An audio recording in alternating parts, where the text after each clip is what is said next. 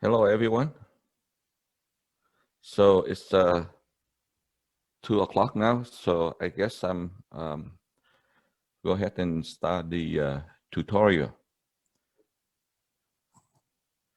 So this tutorial going to be live, and because it's a 3-hour session, so if you have any question or if anything coming up during the presentation, please go ahead and unmute yourself and ask the question immediately. So this is a live session. It's not something that you can ask question at any time. So unmute yourself. Okay. So can everyone hear me? Is it one person say yes? Great. Yes. Great. Thank you. All right. So hello, I'm Thanh Tran, and I'm the hardware designer. And I have been designing microprocessor for over 35 years. So the tutorial is biased toward hardware, but I will try to make it as simple as possible, right? First, let me tell you about Andy's technology. It's a 15 years old company in Taiwan, and it IPO in 2017. And Andes has over 300 customers in Asia, Europe, and US. And regarding to the Ridgefire International, Andy is the founding member, and we have been chairing the task group, and we contribute a lot to the Ridgefire International in terms of some of the open source. Okay, and there is a wide range of application. And it's from embedded MCU to data center with advanced technology on many products. And we are the first company with the commercialized RISC-V vector processor. We introduced it last year, and it included many configurations. So we are obligated to tell you about the basics of vector processor, the ISA, and I will go through some of the sample code to show the performance and all that. Okay, the agenda today, I would go to the overview, and then I would try to explain what is the vector processor and how is it different than SIMD and graphics. And then after that, we'll go through the RISC-V vector extension instruction set, from the basics to the control status register to memory operation to the computer instruction. And then we'll go to some couple of sample code to see, how vector processor work in some of these cases. And then if we have time, then I can introduce the Andes NX27V vector processor. It's at a couple of slides at the overview of what is Andes vector processor, and then summary. So there is a lot of terminology that I will using throughout the presentation, and so most of them are common. The couple of things that related to the vector processor is the XIF is basically an integer raster file, and then VIF is the vector processor file, and then some of the terminology like the element width, and the element width can be 8-bit to 64-bit, and the X length is the scalar raster length, which is 64-bit, and then we had the vector raster length. And in case of what we implement 128-bit to 512-bit. And then there's a raster grouping multiple, and it actually can go from fractional of the width, so a fractional of the 512, up to 8 times the 512. And VL max is basically the vector length maximum, and then the application raster length. And throughout the presentation, there's the term configurable. Configurable is the parameter that that are fixed at build time, set at cache size. So if you decide that you want to have a processor with 16 KB cards, then you specify 16 KB cards, and that is your processor. That parameter, you can choose one, but then it's fixed in your processor. Extensible are the added instruction to the ISA. And so we had a standard 64-bit integer, but then you can have a new type of extension. One is the extension like the vector extension, the floating point extension. Those are the standard extension. But we also have custom instruction extension. It means the customer can add a custom instruction to the instruction set. And well, I explained the standard extension already. And then programmable are the parameter that they dynamically change in the program. So those are the different terminology for the ISA. Okay, so the background, I guess if you've been attending the summit so far, you probably already know a lot of this information. Like it comes from UC Berkeley, and it formed in 2015, and it changed the name to Ridgefire International this year. Well, this number changed a lot, so I cannot keep track what is the latest number, but at least there are more than 150.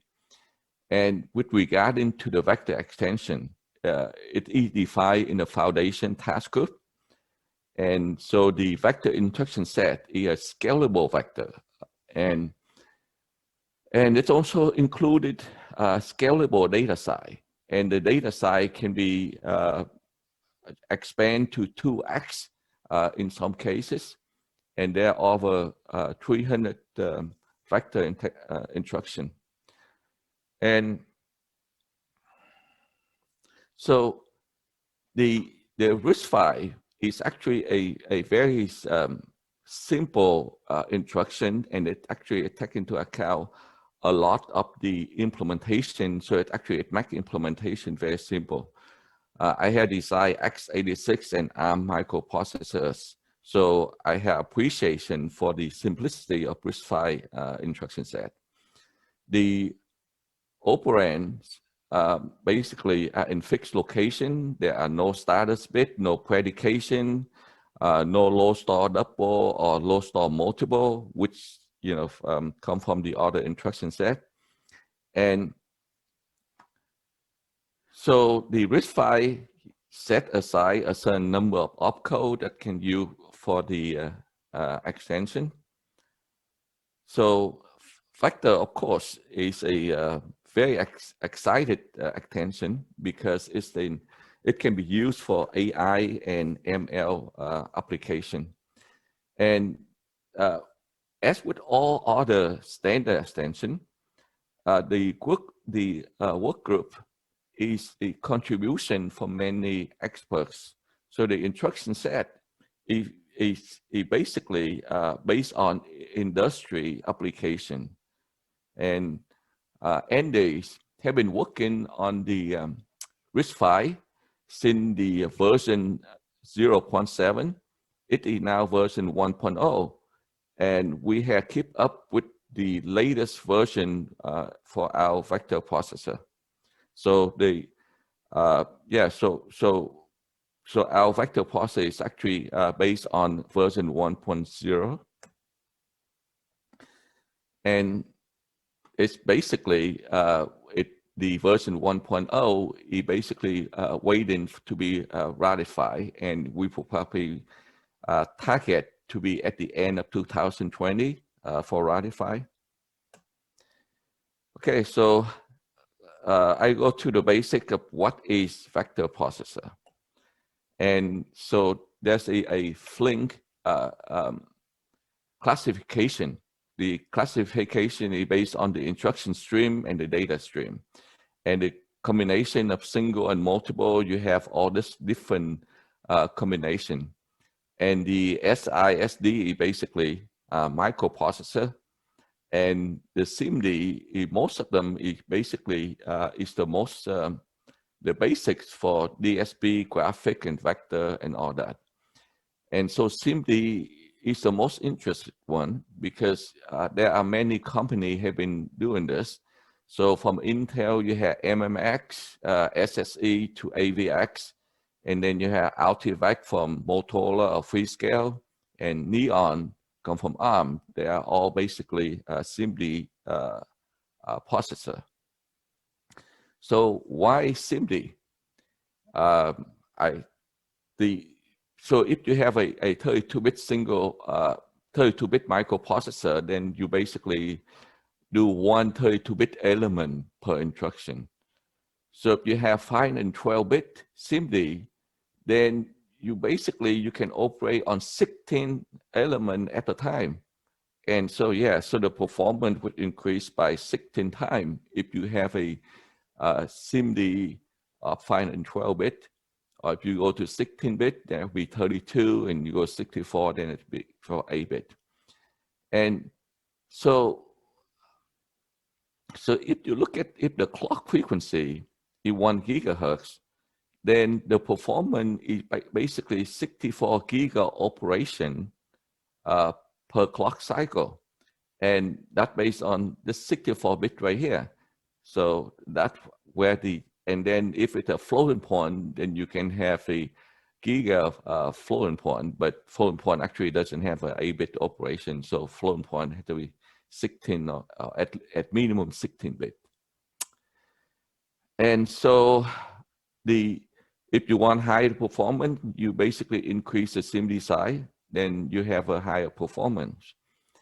And so this is basically SIMD is also the basic for vector processor. And another view to look at is basically you look at the time and space duality. So you have array processor and vector processor. So the array processor is pretty straightforward. You have 4 processing unit operate on 4 independent data sets. At each time slot, you operate on the same instruction, and so one instruction is processed at a time. In comparison to the vector processor, where if you look at the vector processor, you look at load, add, move, and store. It looks like a pipeline. It looks like a microprocessor with a different pipeline stage. The difference is that a law here is not one single law, but it actually is 4 law instruction that embedded into a single law instruction. The same with the add, the move, and the store. And so you basically had the same op. So you look at this, it's the same op in the same space, and it's basically a different op at a different time. Okay, and so you can have so in a way you look at this, then it basically is still 4 instructions per clock cycle.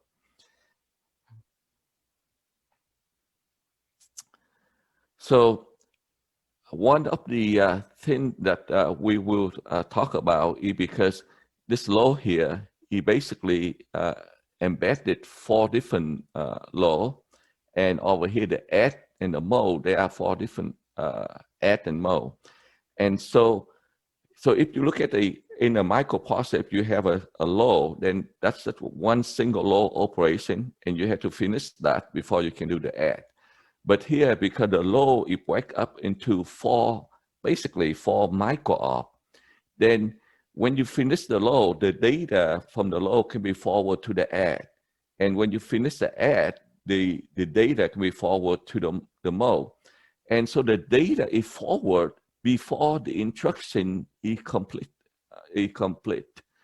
and it completed. I mean, so in this case, because the ability of forward the data before the whole instruction is complete, it's called the terminology that we use here is called chaining.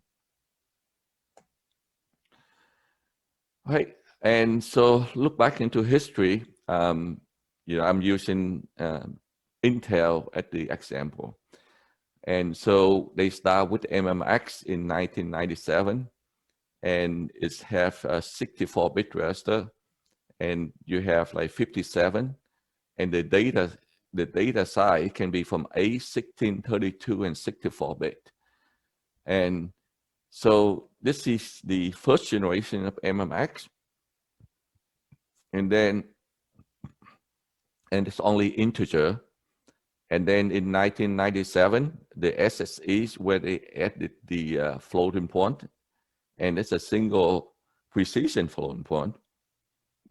And then in 2001, it go up to 128-bit, and then a lot more instruction get added. And then the AVX start in 2008 with 256-bit. And eventually it becomes 512-bit, okay? And the issue here is each vector length basically have a new set of instruction and many instruction, and so for 512-bit, there are many instructions for that. And so the instruction set is actually a lot bigger than the RISC-V vector instruction set.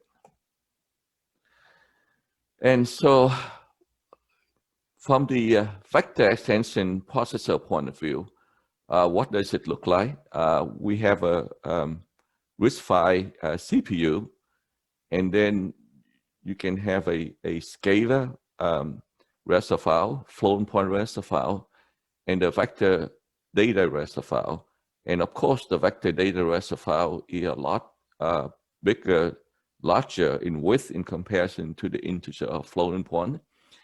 And each one of these things is called a vector element. And the vector length is basically the whole width of the raster. And then you have the vector arithmetic instruction.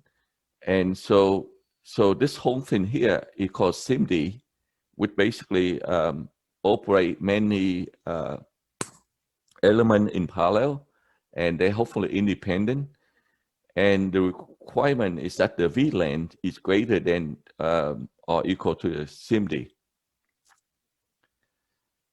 And then you have the vector load store, which basically load store data based on whether it's a unit load or which stripes or a variety of different type of load and store version. Okay, so get back to chaining. This is basically what I mentioned before. The data chaining can only happen if the instruction operate on multiple SIMD width. And so the data before it complete, it can chain to the add, and the add can chain to the mode, which is the example that we have earlier. And so it can chain 4 micro-op before the instruction is finished. So but the data is forward immediately. And this is the main difference between the SIMD and the vector processor. So I would prefer call a SIMD processor and a vector processor. And the main difference between the two is that the vector processor, you can chain the instruction. And with the SIMD processor, there are no chaining. The data can be forwarded and pipeline, but it's not changed. And so that's the major difference between vector and SIMD processor. All right, and so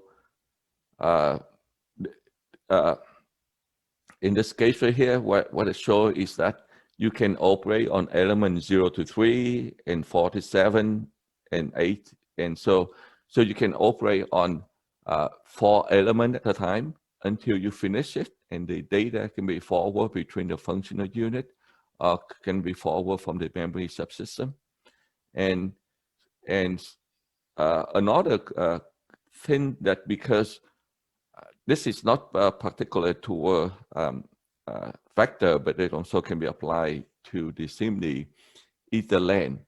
So in this picture here, it shows that you have 4 lanes.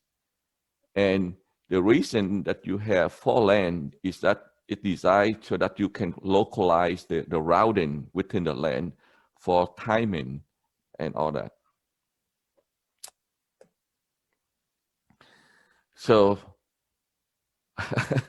I guess I had the same slide many times, but this is another view that you actually have 8 lanes or 8 unit, and the data can be forwarded from the load to the add and to the mode, and basically it's the same concept. Okay, so now I would like to compare the vector processor to the microprocessor or the regular processor. And so you can have a simple code that basically take a constant times x and then accumulate it into y, and then store the data to memory. And so if I have 64 elements, then the processor simply code basically had to have a couple instructions to set up, and then you go through the loop.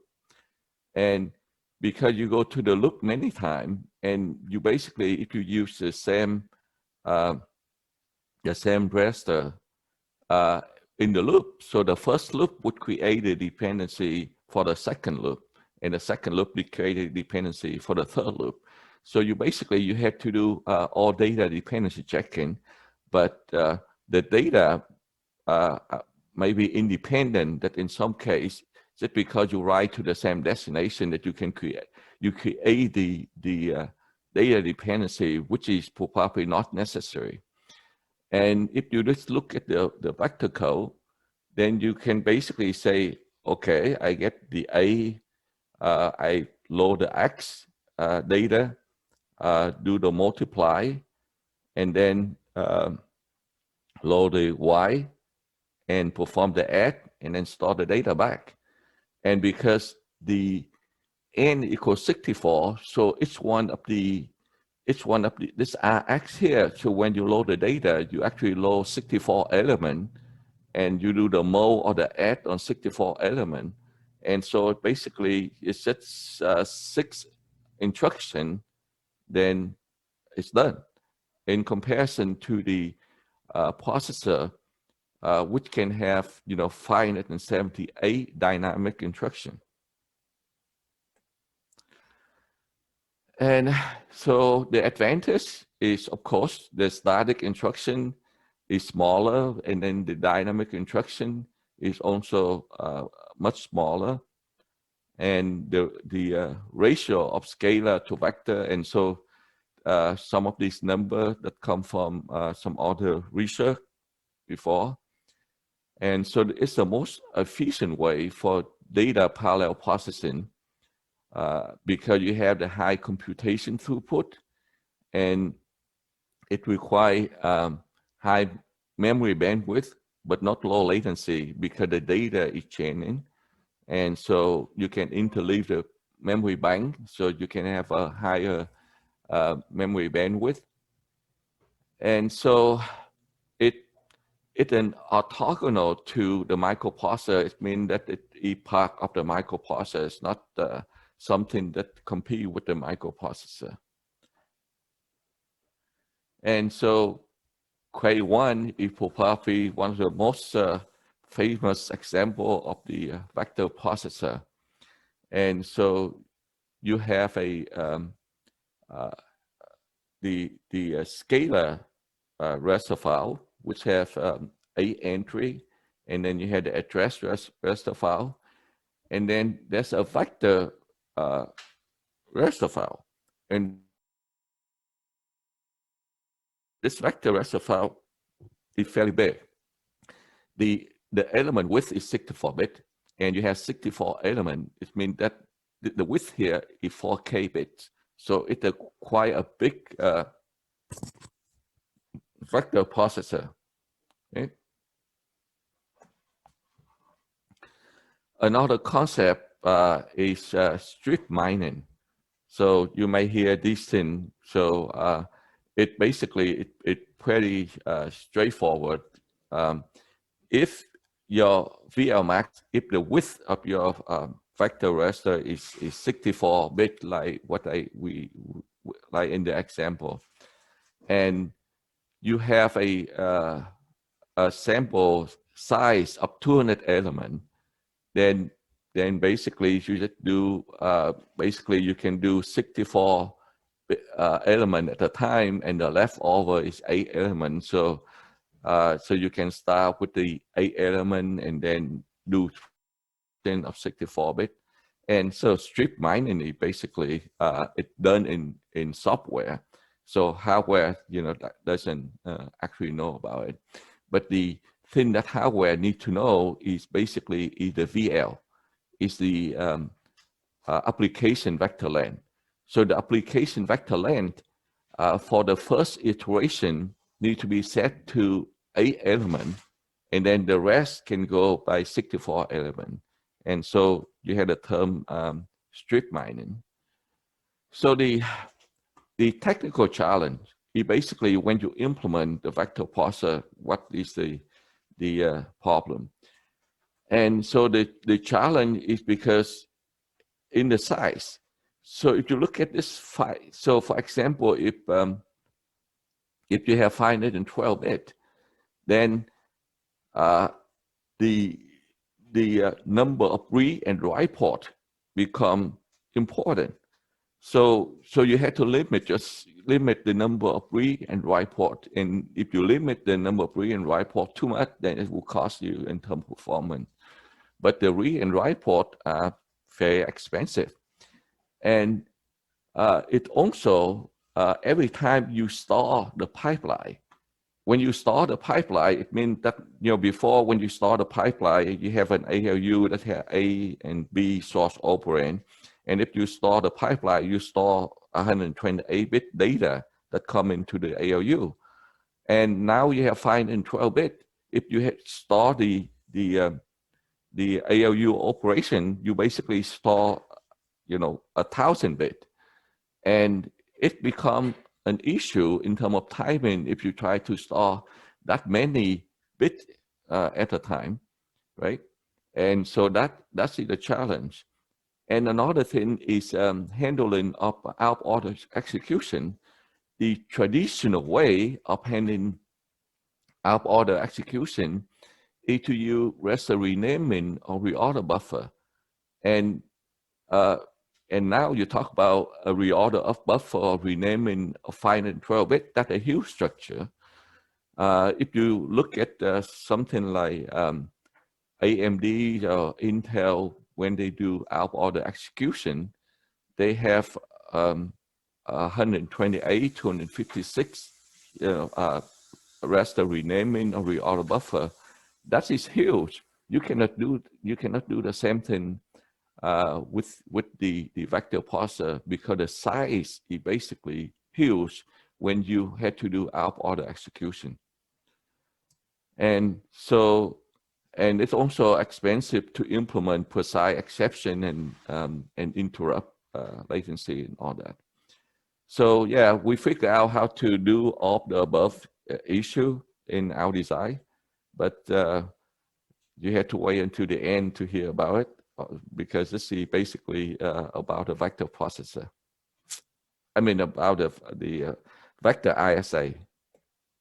Okay, so there are a lot of applications from scientific computation to cryptography and all that. So,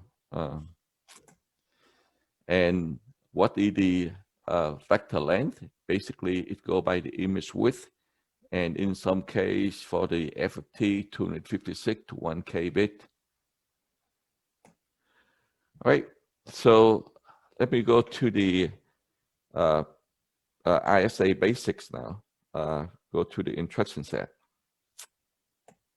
Okay, so the vector raster ISA, so I just want to clarify that it is the instruction set is based on the vector raster. It means that the operation is between a vector raster to another vector raster. And this is contrast to the vector memory ISA, where all the operations are on the data memory. So it's not based on the raster, because you can actually do the vector operation directly to the memory. And so this is more like the RISC concept, that basically you had to do a vector load store to get the data into the vector raster before you can do the operation. And so some basic requirement, you have an n by m bit. The data vector raster had the n by m bit. And the m bit basically is the SEW, which is the single vector element in bits, or m bit. It's in power of 2, so you have A16, 32, all that. And the vector length is basically the number of elements that you have. And so the number of elements times the width of the element, it basically is the width of the vector raster. And yes, and we like this to be greater than the ELAN, or the ELAN is basically can be the integer integer raster width and floating point raster width. Then you had the VL max. It basically is the vector element. So how many vector elements that you have in the vector raster, and you just take, divide these two numbers, that's the n. And element independently executes, well, mostly. And then you have a mask. In terms of control raster, the mask is basically called predication. If you're familiar with ARM instruction set, I mean the earlier ARM instruction set, that basically every instruction can be predicated, or basic, and it basically a to valid, to provide a valid element for execution. And the mask, it basically is in the vector raster 0. Okay. And vector instruction, basically you have all flavor here. You also have the mask operation and the permute instruction. And so these two things are probably not at independently execute. And then you have the vector load store, and it can be load which drive, which index, or which segment. And of course, I will go through these things in more detail later. Okay, and at the high level, and so the scalar, the floating point, then the vector, you have all this flavor, and it's the size or unsize and floating point. And the size can be 8 to 64. Of course, floating point is only from 16 to 64. And then you have the format that between the vector to vector operation, or vector to a scalar operation, or vector to the immediate operation. There are some instructions that have saturate and overflow, and can be predicated or not predicated per element. The same thing with the load. Okay, so one of the things, all these numbers that I presented here is the ND processor. So this is the thing that we supported at this time, is from 8 to 64. And so we do support the 4-bit integer, and that basically kind of like a custom size that we also supported. This is not part of the RISC-V ISA, basics. It's something that custom that we also support. And the vector raster can be 128, 256, and 512-bit. So these are the number that in the current ND processor. Okay, so throughout to the rest of the presentation, because I designed the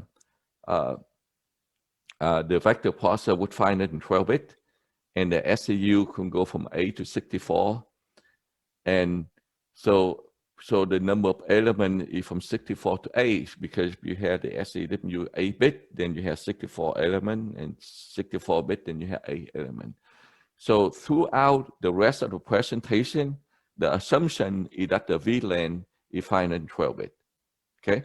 And so it makes it easy for me to go through example and all that.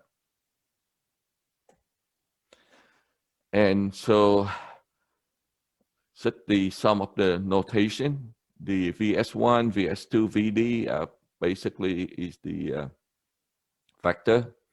The R is basically the integer, and the F is floating point. And the rest of the number go from V0 to V31. It's a small case V, the same thing with the integer, and the same thing with the F. And please note that X0 is not a real raster. If the source raster equals 0, then it means that the input data is 0. If the destination is X0, then basically no write back. For the vector processor, the mask and the carry bit are implemented in the V0. So V0 can be used at the normal data raster, or can be used at the mask and the carry bit, because in some application you don't care about the mask and the carry bit, so you can use V0 at the data raster. And basically, if you look at the thing, you have the vector raster, the scalar raster, and you have a lot of functional unit, and the vector load store, and then you have the multiple, you have the memory. And so the memory can be many types of different memory. So this is just the representation, but it's can be many types of different memory. And so here is the simple line, but there is a control to basically to control the number of read and write port. And the rest of file, you have to have a scoreboard to handle data dependency. And it's a simple line here, but it actually, we would need execution queue to handle out order execution. And all these things are the vector functional unit. Okay, so let's go to the control and status raster.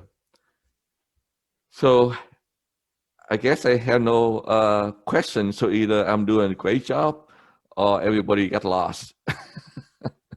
So again, if this is a live presentation, and if you have question or anything that bugging you or don't understand or anything, please unmute yourself and ask the question immediately. I don't want you to write out the question and ask three hours later, and I will probably so don't put question in the chat, because I do not check the chat, anything like that. Just unmute yourself and ask the question immediately.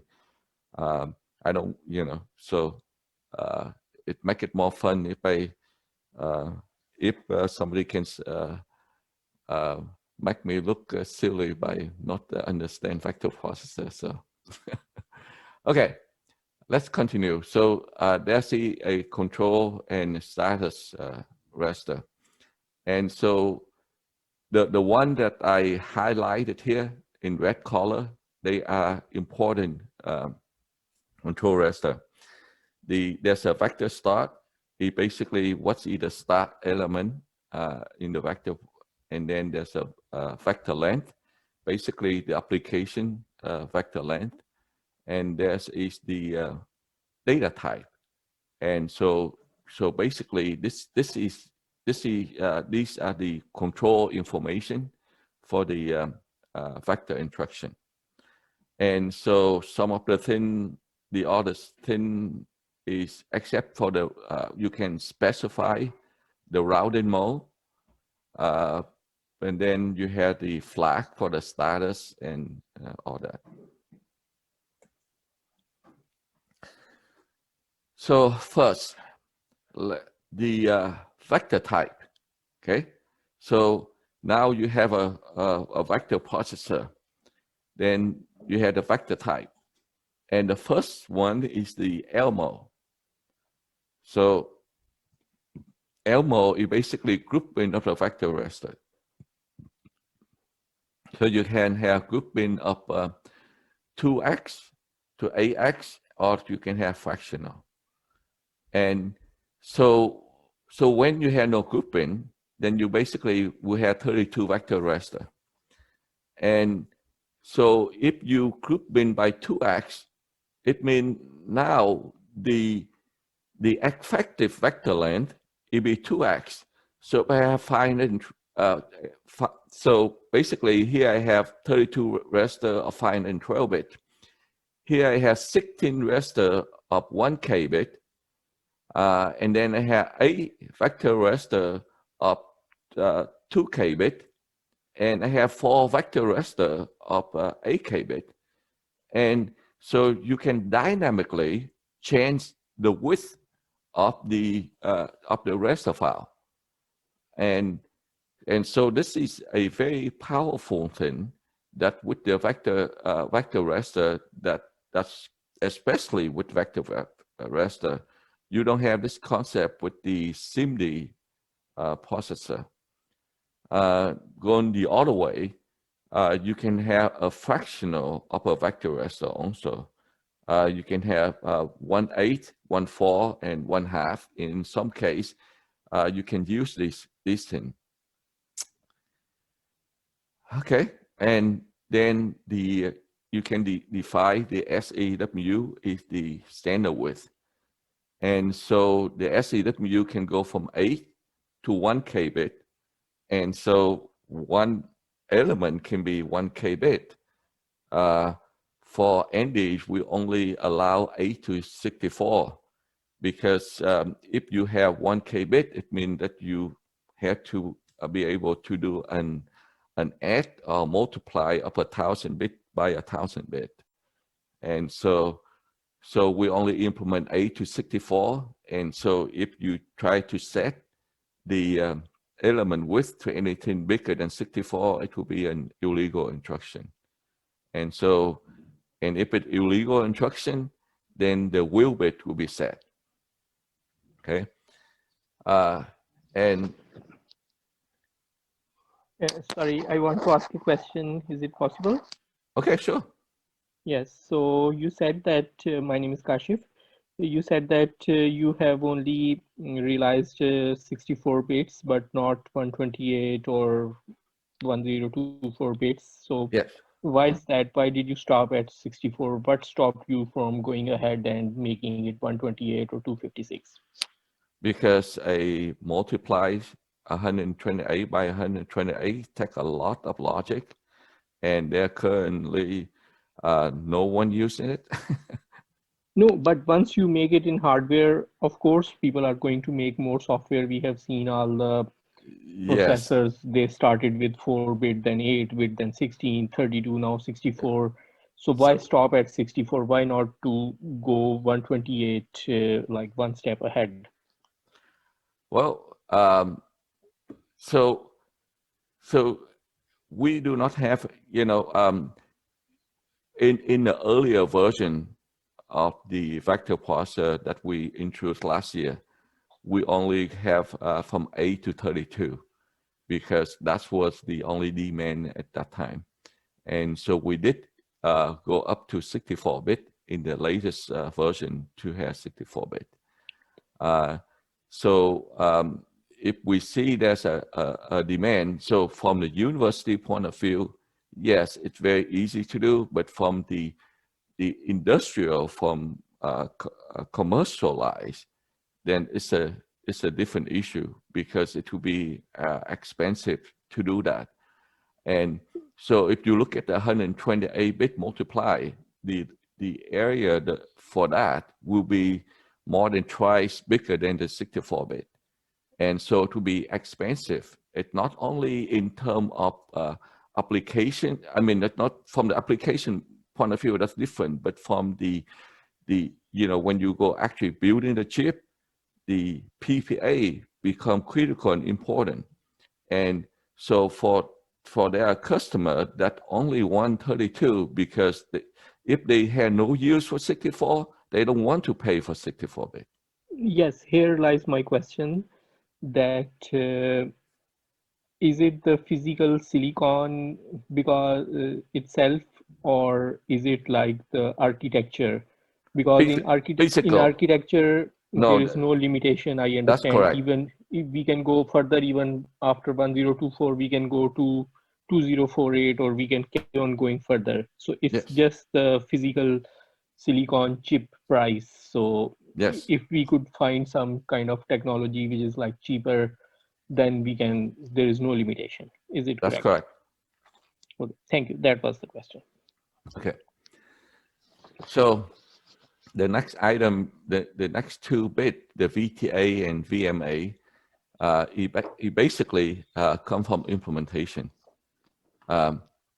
Because say if you have a mask, and if the mask say do not write the result, okay, and if so what happened if you don't write the result, then you have to keep the previous data. And so if you want to keep the previous data, then it's called undisturbed. Okay. So what happened when you do an out order execution? An out order execution, it means that you have to keep the result. Well, in certain implementation, you keep the result in a temporary register or in reorder buffer to before you write back. But what happened there is that in order to have a register renaming, then you had to read the original data in order not to modify it, to basically keep it undisturbed. And it would be too expensive because you go into the thing that you had to add an actual report to the raster file. An actual report to raster file is also expensive. And for certain implementation, when they say that VTA or VMA, then the implementer or the design is allowed to basically can change it to 0 or 1 or have random data in there. But for verification purpose, nobody would put the random data because it would be very hard to verify. So basically you would put a 0 or 1 or have it undisturbed, which is the previous value. So for us, it doesn't matter what the VTA is. We basically the original data will be kept, so it will be undisturbed for us for NDs. Okay, so explanation of the elmo. Okay, and so you have elmo equal 1. It basically is it 32 raster of 5 and 12-bit, and then elmo equal 2. Then it 16 raster with the width of 1,000-bit. And so when the elmo equal 2, then if you notice, the raster numbers are all even. So if you have an elmo equal 2 and the instruction using an odd raster, then it's basically it will be illegal instruction. And elmo equal 4, you only have 8 of 2,000-bit. And so it increment by 4, anything else will be illegal. And for elmo equal 8, there are only 4 raster, V0, V8, V16, and V24. And the fractional go the other way, half, a fourth, and 1/8. And so, so it used to be that the FPU can be shared with the vector raster, but in version 7, it decided they are not shared anymore. So actually it's good. It makes things simpler. And so if you have a scalar, the floating point, and the vector raster, then like I showed before, the vector raster have a number of elements, right? And so if it's a 32-bit, then you will have 16 elements and 32 and 64, okay? And so the element, so when you have that number of elements, so you will have to start naming them. You have to give them each one of the element a number. And so in this case, I'm just using elmo equal 2. And so SEW equal 8. So the numbering will start from 0 to 63 in the first vector raster, and then continue 64 to 127. And then it will continue counting up. If you have elmo greater than 2, then it count up all the way up to 511. So the last element for elmo equal 8 would be 511, but the number will be, but there's a number for every element. And this is this number in here is important when you do the mask or the permutation operation or even the low star instruction.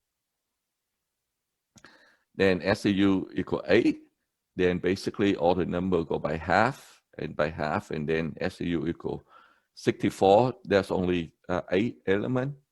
And so the second vector raster start from 8 to 15. Okay, and so when we said before, we have a mask, and basically every element had to have a mask bit. Okay, and so what we want to do, we want to have a single mask for all elmo values. So we want to use a single mask. So whether you have elmo equal 1 or 1 vector raster, or you have elmo equal 8 for a vector raster, they all using one single V0 for the mask. Okay, and the mask 0 means that mask off. It means that no write to destination raster, and 1 it means unmasked. And then each one of the instruction, so you had two, each one of the instruction had two formats, one with the VT, V0T, and one with tau. And the one with the V0T, it means that so the bit 25 in the instruction is reserved for the mask bit. And so if that bit is 0, it means it's the first version. If the mask bit is 1, it means it's the second one. So all elements write the result back to the VIF. Okay, and so SEW, it basically is the case that you had the most number of mask bit. And so in the last slide, when you had the first, the second, and you go to the 8, you basically have 512 bit of mask. And so this is 512 bit of mask. And so if for elmo equal 1, only the first 64 bit is used. If elmo equal 2, then you use 128 bit. And go up to 512 bit for elmo equal 8. And if SEU equals 64, it's only 8 bit in the vector V0. In V0, only 8 bit is used. If it has elmo equal 8, then 64 bit is used for the mask. The rest are not used at all. Okay, and so now we go back to chaining. Okay, so in this case, when elmo equal 8, so you have an instruction, let's say multiply, and multiply, so remember when the elmo equal 8, then the vector raster had to be 0, 8, 16, or 24. Anything else would be illegal instruction. And so when you have a multiply, it actually breaks up into 8 micro-op. So the first micro-op, it takes 16 multiplied with 8 and put into 0. The second micro-op, it go from vector raster 17 multiply with V9 to put into result into V1. And so there are 8 micro-op. And then the V8 is also have 8 micro-op. And so there is a data dependency between 0 and 0 here. And so chaining means that as soon as I finish, I have the result for V0, I can forward that to the V8, and V8 can start immediately. So the whole point is that the add can start before the completion of the VMO instruction. And that constitutes a vector processor, is a chaining. Okay. Then you have the vector length. And vector length is in a way, it's a mask. It basically is a, like the figure at the bottom here. So if I set VL to 21, it means you can only write the data back to the first 21 element, and you don't write anything back for the other 11 element. You can accomplish the same thing by setting the mask bit for the first 21, and the mask bit for the next 11 here can be set to 0. So, but V0 is a simple way to say, okay, set right to the first 21, so you don't actually use V0, but you can actually use V0 at a way to do that also. And so the default VL is the VL max within the whole raster length. Okay. Hi, this is Gopa here. Sorry to interrupt. Can you like repeat again, like how you explained the forwarding in the previous slide, like how the architecture is supposed to do the forwarding of V0 and V8 before the result is ready? Like I got like some like perspective, but it's not fully clear to me. Okay. So the concept is actually pretty straightforward. So this is, so if you look at in the code, you look at the code, it basically you have a VMO. So the code only have these two instructions, this VMO and this VAdd. But what happened is when elmo equal 8, it will break down this instruction. Okay, so let me go back to here. Hold on. So basically, when they say multiply V16 to V8, it basically it say multiply this whole thing here, A vector raster to A vector raster, and produce a result into V0. And in a way, even though you have V0 here, but this is actually V0, V1, V2, V3, V4, V5, V6, V7. And this is V16. So this is V17 and all that. So you can break down the operation that you can do this multiplication first and do this second multiplication and do this. So you break down the instruction into 8 micro-op to do one vector raster at a time. And so in this case right here, you basically, you break it out into 8 micro-op to do So this is from the hardware point of view. From the software point of view, you should multiply V16. It means that you multiply V16 to V23 to V8 to V15 and write the result back to V0 to V7. But in terms of the implementation, it breaks down into 8 micro-op and do one at a time, okay? And then for V8, do the same thing. And so from the hardware point of view, the hardware actually see it at 8 different micro-op instruction, and there are 8 different micro-op instruction. And if you had your data dependency, check-in and scoreboard, and whatever mechanism that you do correctly, you see 8 multiply instruction and 8 add instruction. And so if you see that, then you say, okay, I see, so you have 8 independent micro-op, and I see there's a dependency from 0 to 0 here. So as soon as the first one is done, I can forward the data to the first micro-op here. And so that allows you to do basically chaining. Okay, so this 8 micro operation can be done in parallel then? No, they pipeline. They done one per clock cycle. So if you look at the pipeline okay. here, so Yeah. so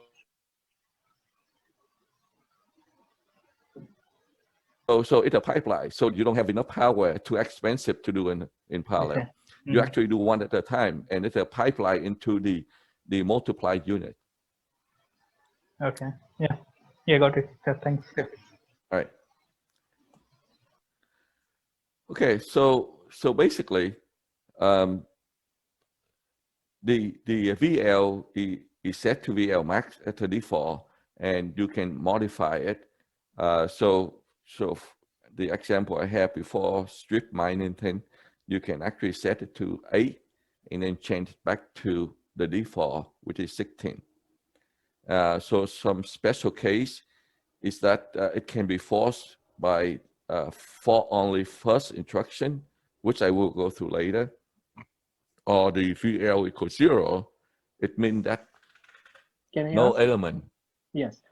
So in the previous discussion, so I understood that in this slide, so when LMUL is equal to 8 4096 bits, so can we use full 4096 bits somehow? Is it possible? Say it again. Can we use what?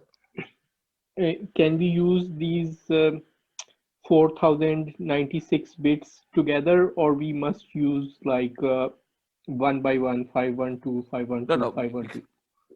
Okay, because the SIMD, so you had, so this one basically it changed the width, but the SIMD that you have, physically the SIMD, or physically, like even for the add, I only have one 512-bit add. So my SIMD is only 512-bit for the add. I don't have 4,000 bit-wide SIMD. I only have 512-bit-wide SIMD. So I can only do 512 bit at a time. So physically, I can only do 512 bit at a time. So even without the forwarding here, like even if the add instruction by itself, it still takes 8 clock cycle to finish this instruction.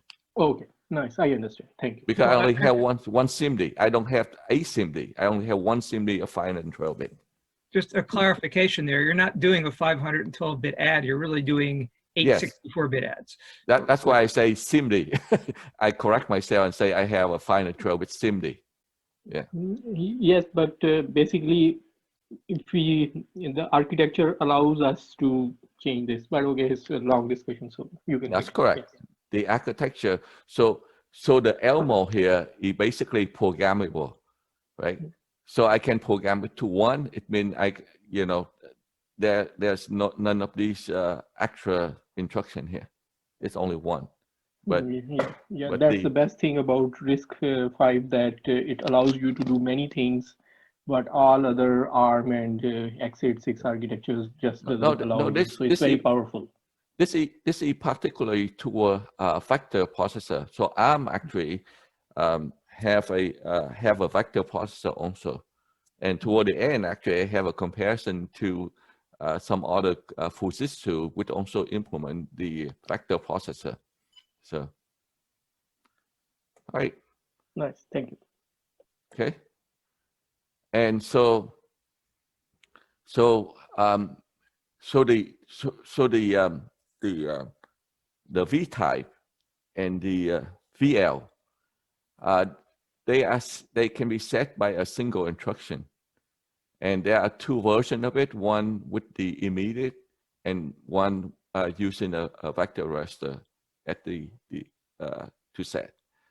And so when you have the immediate format, then it means that, you know, if you put in EA, you know, so you can set the SEW type by put EA to E64, and you can use the elmo that go from M1 is default. So if you don't put anything, then it basically default to 1, but you can put M2, MF2, MF4, MF8, and all that. And TU is basically a default undisturbed. If your implementation, this is basically for the designer, the people who produce, that they can use in this parameter to basically to specify that, you know, the result will be can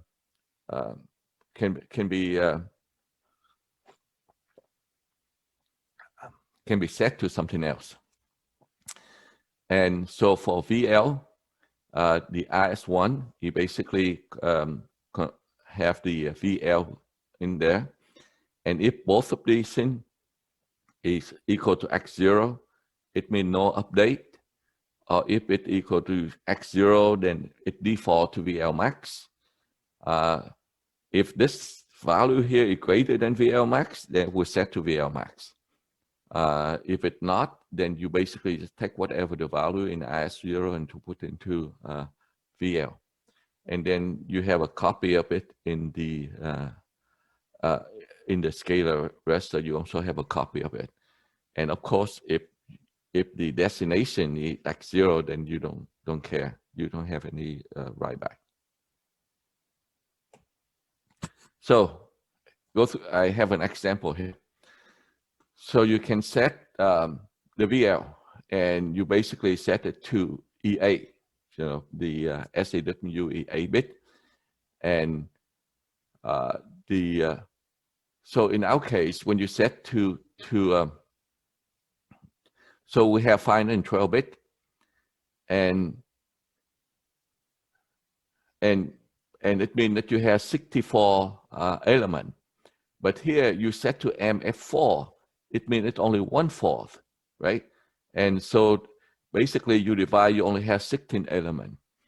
And this command here, the set VL, is very important because it's set to that I have 16 elements. And once it's set to 16 elements, every operation that follow it has to be for 16 elements. So that's an important thing to remember, because that I will have more example. Everything it will be related to the 16 element or whatever the number of elements that's set by the set VL instruction. And so when you load the data, yes, you will go load 16 element, and then you can do the extension. So you extension the 8-bit to 32-bit. And again, the extension would be for 16 element to change to that. And once you do that, you can actually now you can set the element width now to 32. And note that I don't have any M thing here. So because I don't have any M thing specified here, so the elmo is equal to 1. And so, and because the SEW now is 32, and so VL, basically VL max, it means that I have 16 elements, and now I can do the add and my add to be in for 32-bit. And so it's a 16 element, okay? And so what happened is I can change the vector type, and I can change the VL on the fly. And it mean that the instruction are actually operate on the speculative value of VL and SEW and elmo. And so these raster are not the normal control and status raster, because in the normal control and status raster, it normally in the microprocessor they normally implement at the serial event that you have to complete that instruction before you can execute a subsequent instruction. But because these things are critical for performance, so these set VL instruction, they are CSR, but they are operate using a speculative value. So this code is to illustrate the set VL instruction, but there's actually a better way of doing that. And the better way of doing that is basically you can set the, so this is the same that you set the SEW 32 and elmo equal 1. So you have 16 elements. So what happened, because I set this one to 16 element, so when I do the low 8-bit, because this is 16 element, when I do the low, even the low is 8-bit, but I still will only do 16 element, because you have 16 element here. So the low will basically load 16 8-bit element. Or if I have, even if I have the low 16-bit element or low 32-bit element, they still always load 16 element, regardless of what is this, regardless of what the width of the data, the width of each of the element I'm low. So even if I say low E64, I still will load 16 element regardless of the size of the element that's specified in the low instruction. And so now I can do the extension. And remember, the extension still had to follow the 16 element here, that it will take the 16 8-bit element and expand it to 32-bit element. And it's still, it's only 16. And the add, now I can do the add. So this version here is actually this same, identical to this, but instead of having 2, I just move this one up here and it accomplishes the thing, so it's one instruction left. So one of the note here is that in version 0.8, the VLE8 and this V extension, it basically, it replaced by a single instruction. The single instruction is the VLB 8, right? It's low byte. So this is basically low byte, and this is also low byte. But in version 0.8, this instruction here is the same with these two, because this instruction here will load 16 element and then side extension to 32-bit. So it was one instruction, and then we changed it to 2 instruction in version 1.0 or 0.9. It make it simpler for implementation, but the performance is probably worse. Okay, so I have here is another example. It basically on the same thing, that I have elmo equal 8, and so basically it'd be 128 element. And so when I do the VLE8 V6, then it basically, it will load 128 element, right? Because this is 128 element. And then it will load into V6 and V7. And if you notice that, because this low instruction here will put into 2 vector raster, right? And when you put into 2 vector raster, then this V6 here had to be an even number raster. If you have V5 or V7, it will be illegal instruction. Because so in a way, when this code here had to know that the data will be low into 2 vector raster.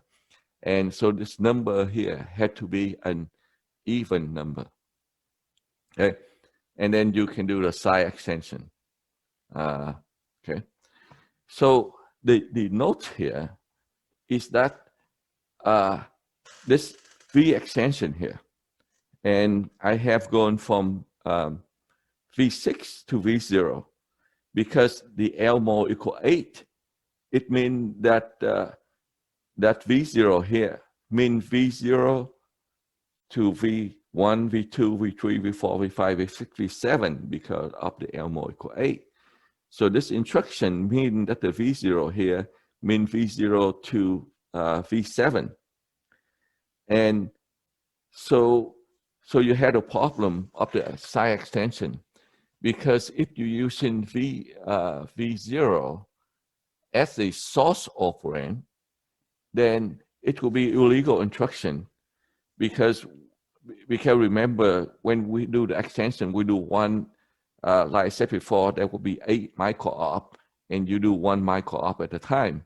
And what happened is if I have V0 here, extension to V0, then the result data will override the source operand data. And when it overrides the source operand data, then I lost the data.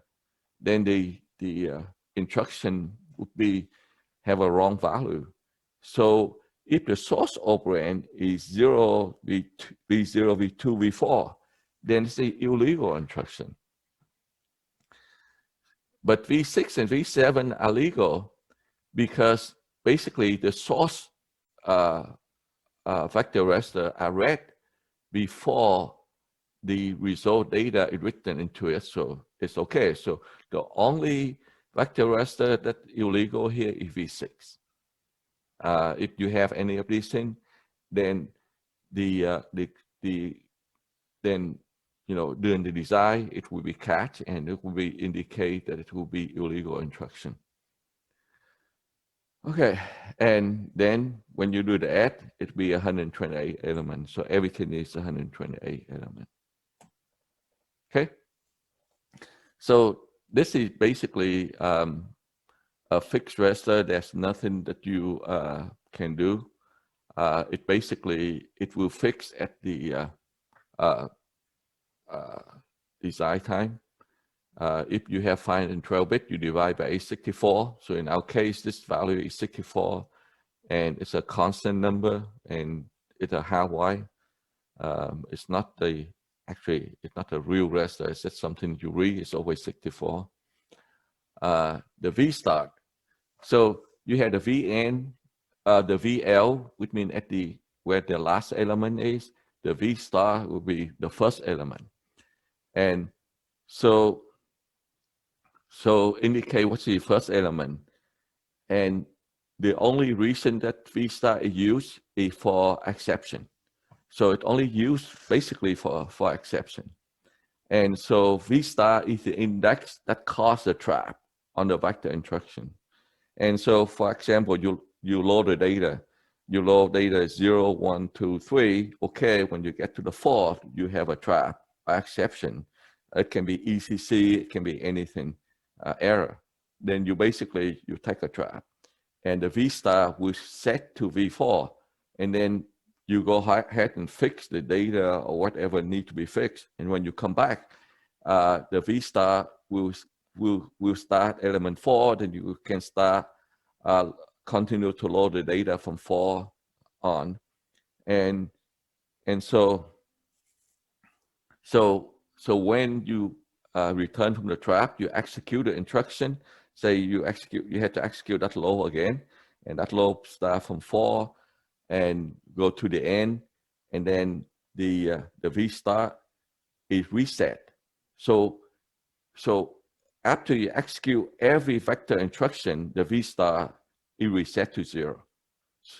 Okay, and so you reset to 0. Now you have all good data. Then you can start going to your all the vector arithmetic operation with a full value. But V star is a programmable parameter, so it means excuse me.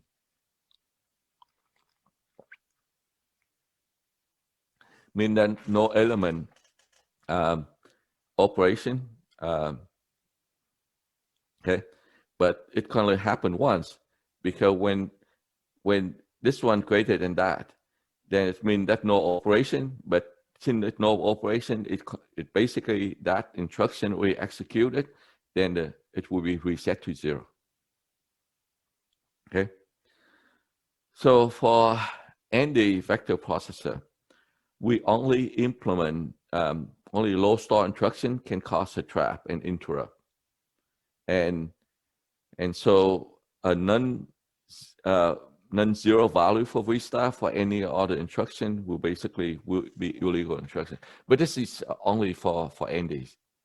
For other company, they might take a trap on other type of instruction, but for us, we only take trap on low star instruction. Okay. I have a question. Yes. What happens when this work? How does it work with chaining? It's still the same, because when you had the exception and everything stopped, you go to exception and come back. So when you're doing the chaining operations, you start at the same element. Okay, so the chaining is at the vector level, at the whole vector raster level.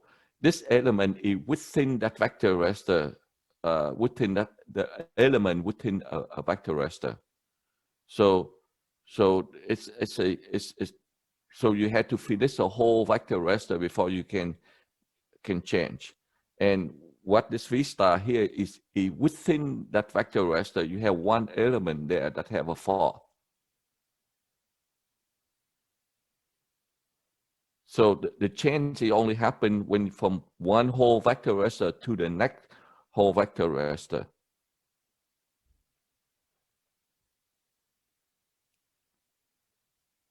Okay, so we don't need the vector start for the second operation. No, because when you had exception, you come back. So like I said, if you load 0 to 3, and it's good, and when you get to 4, you have a 4. Then you go and you set restart, you go into the exception routine, fix it, and come back, and you start from the vector element 4, you go to 31, and now you have the whole vector raster and you're done with it. So it's just a V-star. It's just where you stopped last time and you resume from that, right? So because you did not complete the instruction yet. Okay. So essentially, so this should work seamlessly for even if you're doing chaining. That's correct. And then if the second operation is still ongoing, yes. it will still No, work. the second, because when you take the exception, you basically flush all the instruction and then come back, right? And when you come back, so when you had a low instruction and had exception, you write the first 4 elements, you take the exception, and so all the subsequent instruction are flush. And when you come back, you start with that low instruction again. So when you finish that low instruction, now you can execute subsequent instruction. Okay. Thank you. Can I ask a question? Sure. About the for when you have an exception, then your the younger instruction will not go out of order before that. That's correct. So you basically, when you have a load and store, you will stop everything. Like even if it's not dependent instruction, you will store the load and the ALU instruction or whatever instruction it is. Okay, but is there any other out of order condition you would do? Yes, that's what we do. So just the bearer is the load and store. Everything else you go out of order. That's correct. Okay, thank you. All right, and so basically, you know, this is a view of what you would have, and so you have say 32 element. The 31 is the VL max, and within that element, from the V star to VL -1, those are the valid element. And then you can have the mask, say that, you know, 10, 16, and 20 are not, you know, could be unchanged. And so basically that's what the control Raster to basically to set these things for the valid operation. So only the green one are the valid operation, the rest are not. Okay. And so you have the vector execution fixed point, then there's some instruction that require routing. So you have the control to set the routing mode, and there are saturate instruction. And if the instruction is saturated, you can set a bit indicator is saturated. The same thing with the floating point, but it using the flag in the FPU. It share the flag with the FPU. Okay, so now we go to the memory operation.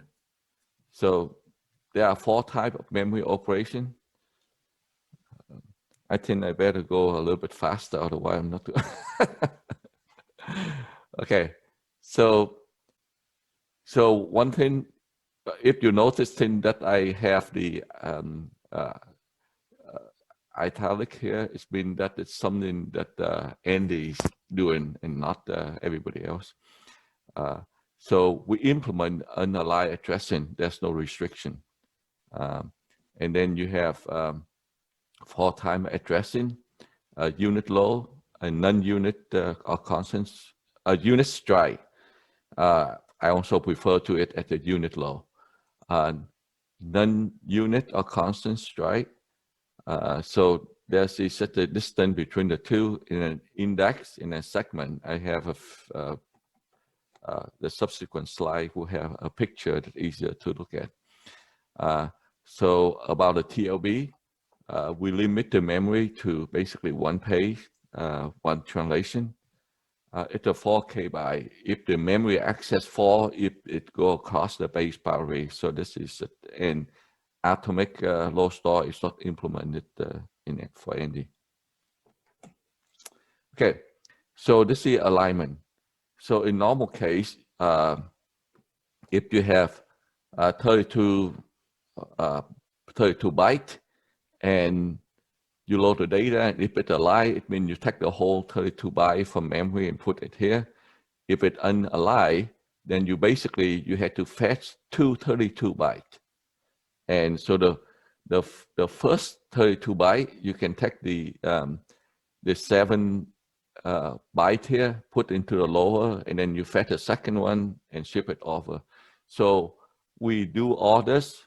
So it would be, we handle all unaligned address. So there's no, it takes an extra clock cycle, but it's not, but it's handled by the processor.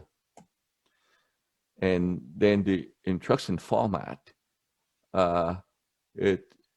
you have the type unit strike or the strike or index. So there are 3 different versions here, and that controlled by the MMOP, the M operation here, memory operation here, that indicate what type that you have. and then the width. So some of the width here is basically reserved for the floating point. And so we try not to use the floating point, not to set the same width with the floating point. So we avoid it. So we use the other 4 cases. And right now, you can load from E8 to E1K bit. And so because the width here is only 3 bits, so we had to steal another bit from train A here to make a 4 bit. There are some, in some case for the unit strike, the RS2 field is also used to indicate that the whole raster low or the 4 only first. And the last one is a segment raster. And we basically mean that we want to load into multiple raster at the same time. Okay. And so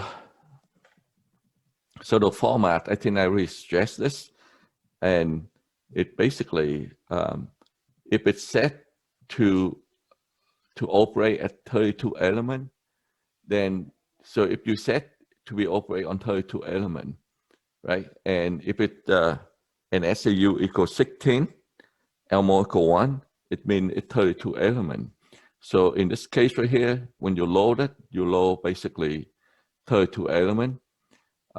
When it go up to 32, then now it will write into 2 vector raster, V2 and V3.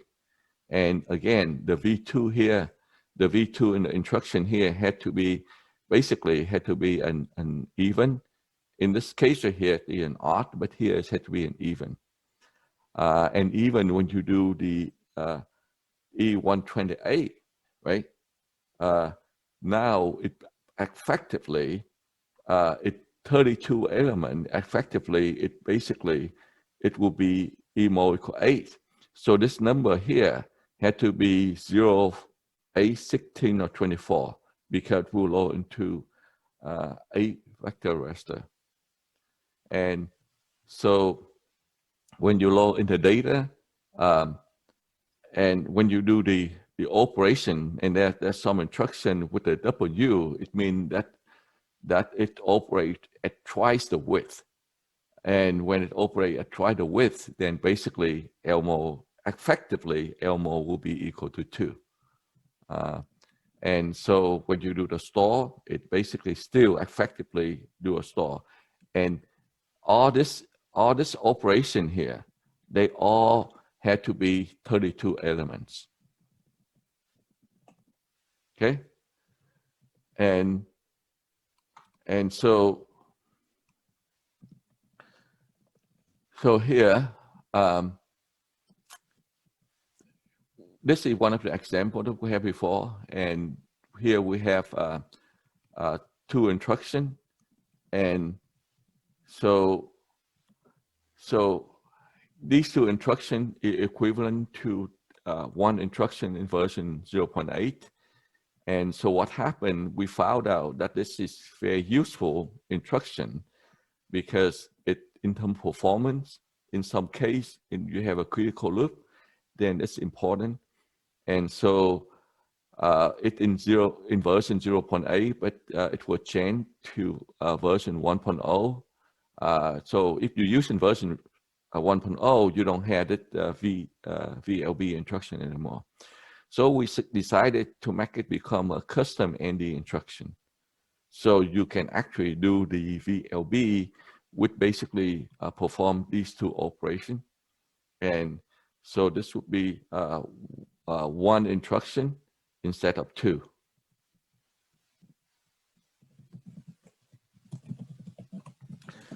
And so this is some different version of the unit strike. The 4 only first. So you take the exception only with element 0. So if element 0 have an exception, then you take the exception. But if any other element have an exception, then you don't. So if any other element has exception, then you basically set VL to the faulted element. Okay, so you set VL to a faulted element. So for example, when you do the low, but you don't know how many elements there, how much data out there that you can fetch. And so you have a unit load to fetch to the end of the TLB page. And so what happened is when you, like I said before, when you set to the end of the TLB page, then it's a fall because you're not allowed to fetch more than the TLB page. And so you can say, fetch, and you fetch and you hit the end of the TLB page. So instead of taking a fall, you know that that's supposed to be your last element. Then say, okay, I just set the VL to that fall element because those are the valid data that I fetch. And I want to operate on that. I don't want to take any exception or any fall. And so this is the reverse of this strip mining before. Strip mining, you start with the A first, and then you go to 64, 64, and 64. This is basically the reverse that you do 64, 64, 64, and then do the 8. Because after you do that, you fetch the 8, then you go to the 9, then you cross in the TLB page, and then you stop. So in a way, you don't need to know the number of elements. You just say, okay, fetch until you get to the end of the page that you had a fall, and you stop. And so that's what the low for only first is used for. And then some of the case that you have fill and spill or context switch and all that, you don't want to go to the head deck of calculate the V type and VL and all that information, because remember I said before that, if the set VL is set to 32 element, then you always fetch only 32, or if it's set to 16, you fetch a 16. The low star of the whole raster ignore all that. It just say, okay, I'm just going to fetch that number of vector raster. And so it basically, it's used for fill and spill. It ignore all the V-type thing. And if you want to do multiple element, then you set the NF bit to set for multiple vector raster. So the NF bit is this one right here, okay? So you can set that, and you can do multiple raster low store that you for fill and spill and context switch. Okay. And so here's an example that you use the string copy, and you can set others, and then you can start to do for only first. Then you load the data, and because you set the TA and MA, it means that the rest of data you can actually put 0 in the data, and you can detect it, and you can find out, hey, VL would have the number of elements I fetch, so you can get the number of elements that you actually fetch from memory. Right. So unit strike, that's straightforward. You have 4 elements, you fetch 4 elements. They said that's the unit strike. I call it unit low. It's the same thing. You should fetch the data. You do with strike. Every other one, or every 8, and that the constant strike, right? But the constant strike can be 0. So if it's 0, it means that you can take one element, 0, and you put the same element into 0, 1, 2, 3, and when you do the store, they all actually store back to 0. So you can actually store all these things into 0. And basically, I guess the last element would be write it to 0.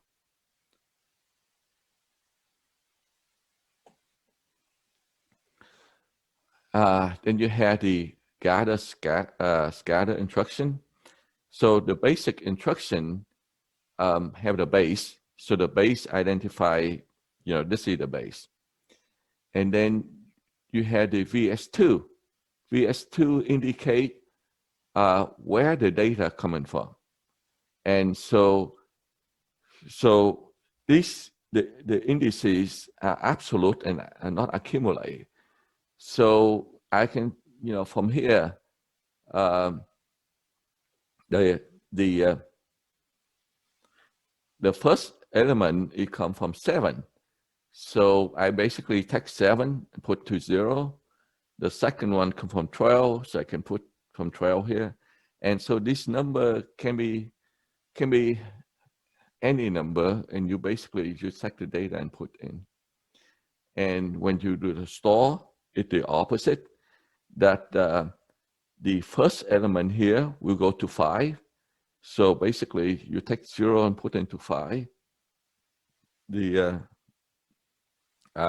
So this is the memory, the memory offset.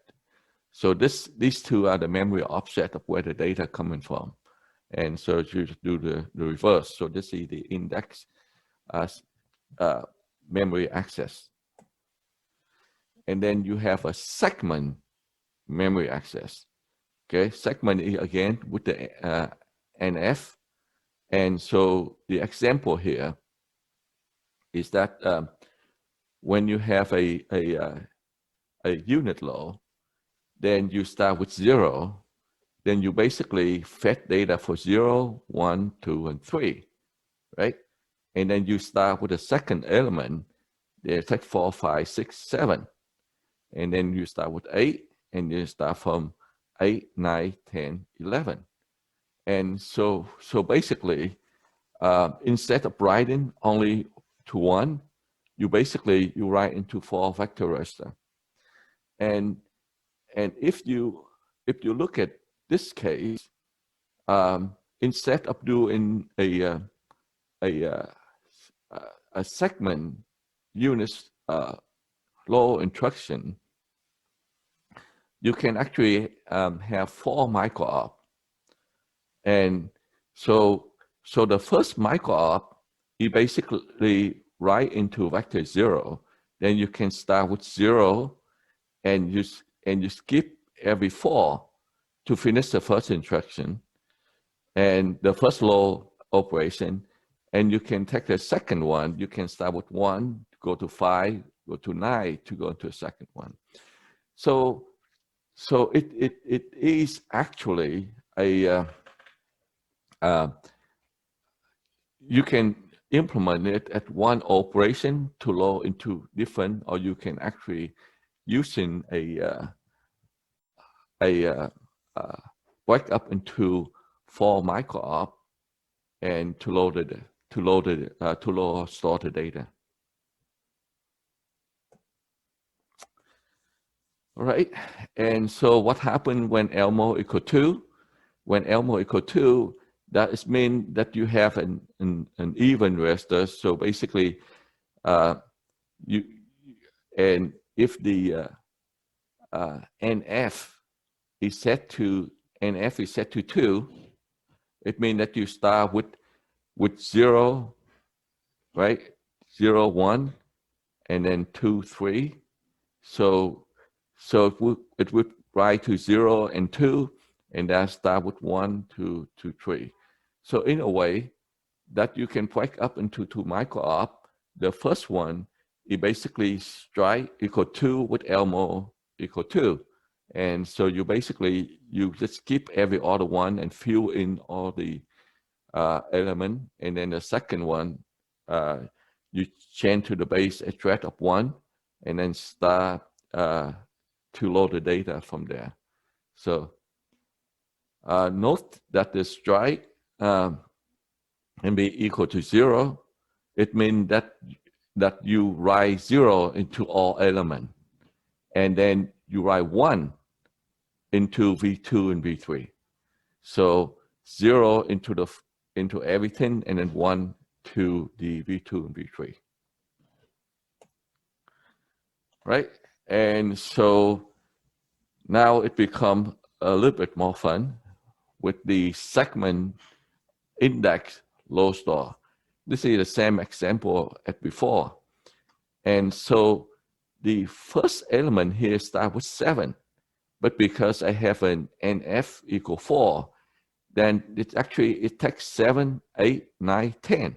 So it would basically, this one starts with 7. So it would take 7, 8, 9, 10 to put into 3 vector raster, right? And when it go to 8 here, excuse me.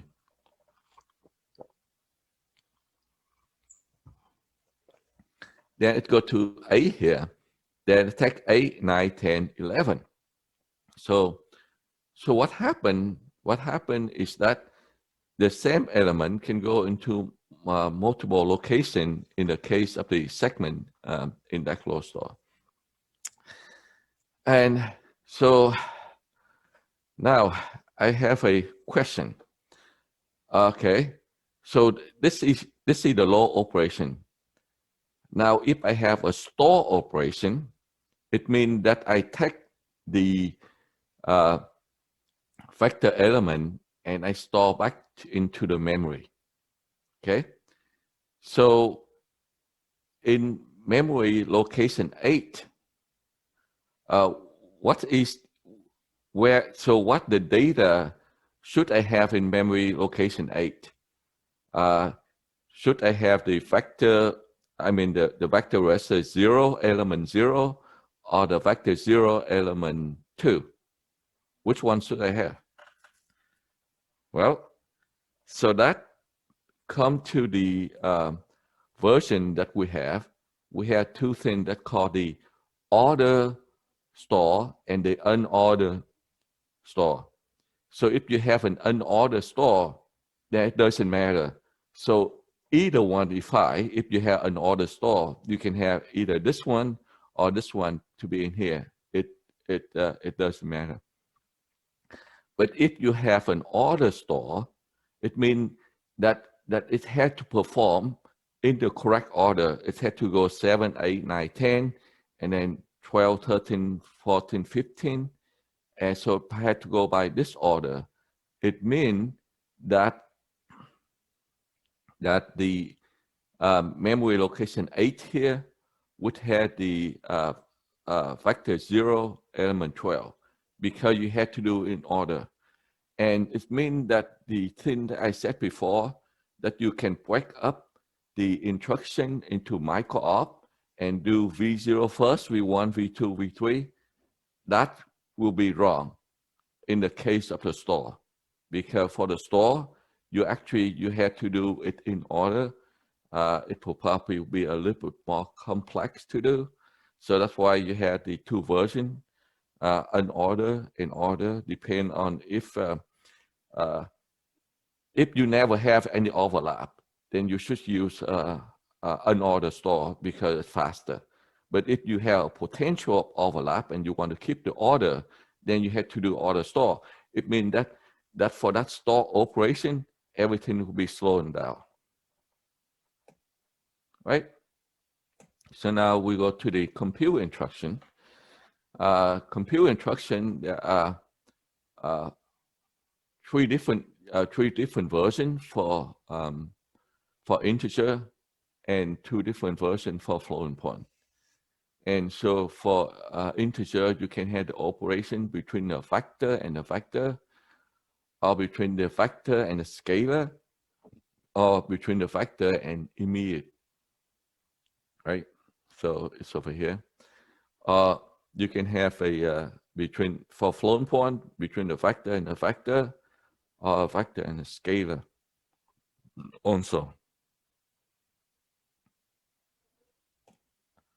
Okay, and so the instruction format, and so it indicates between the vector and vector, or the vector immediate and all that. It basically comes from the field 14 to 12 that indicate what type that you have, and then the OP, and then the OPI indicate integer operation, OPF mean floating point, and then this one a typo at OPM, it means the mass operation. Okay, the function 6 is to use encoded for all vector instruction, but most of the time you want to keep the same code for you for all three form. I mean, all the three form, the VI, VX, and VV. Okay. Then you have the thing called the widening operation. So basically, you take a single width and you do the operation, and the result will be a double width operation. And so for the integer, then what happened? You had to do the size or the zero extension before. You had to do the size of zero extension before you do the operation, right? But for the floating point, it actually is the single width operation is that the result data will be in the double width operation. Okay.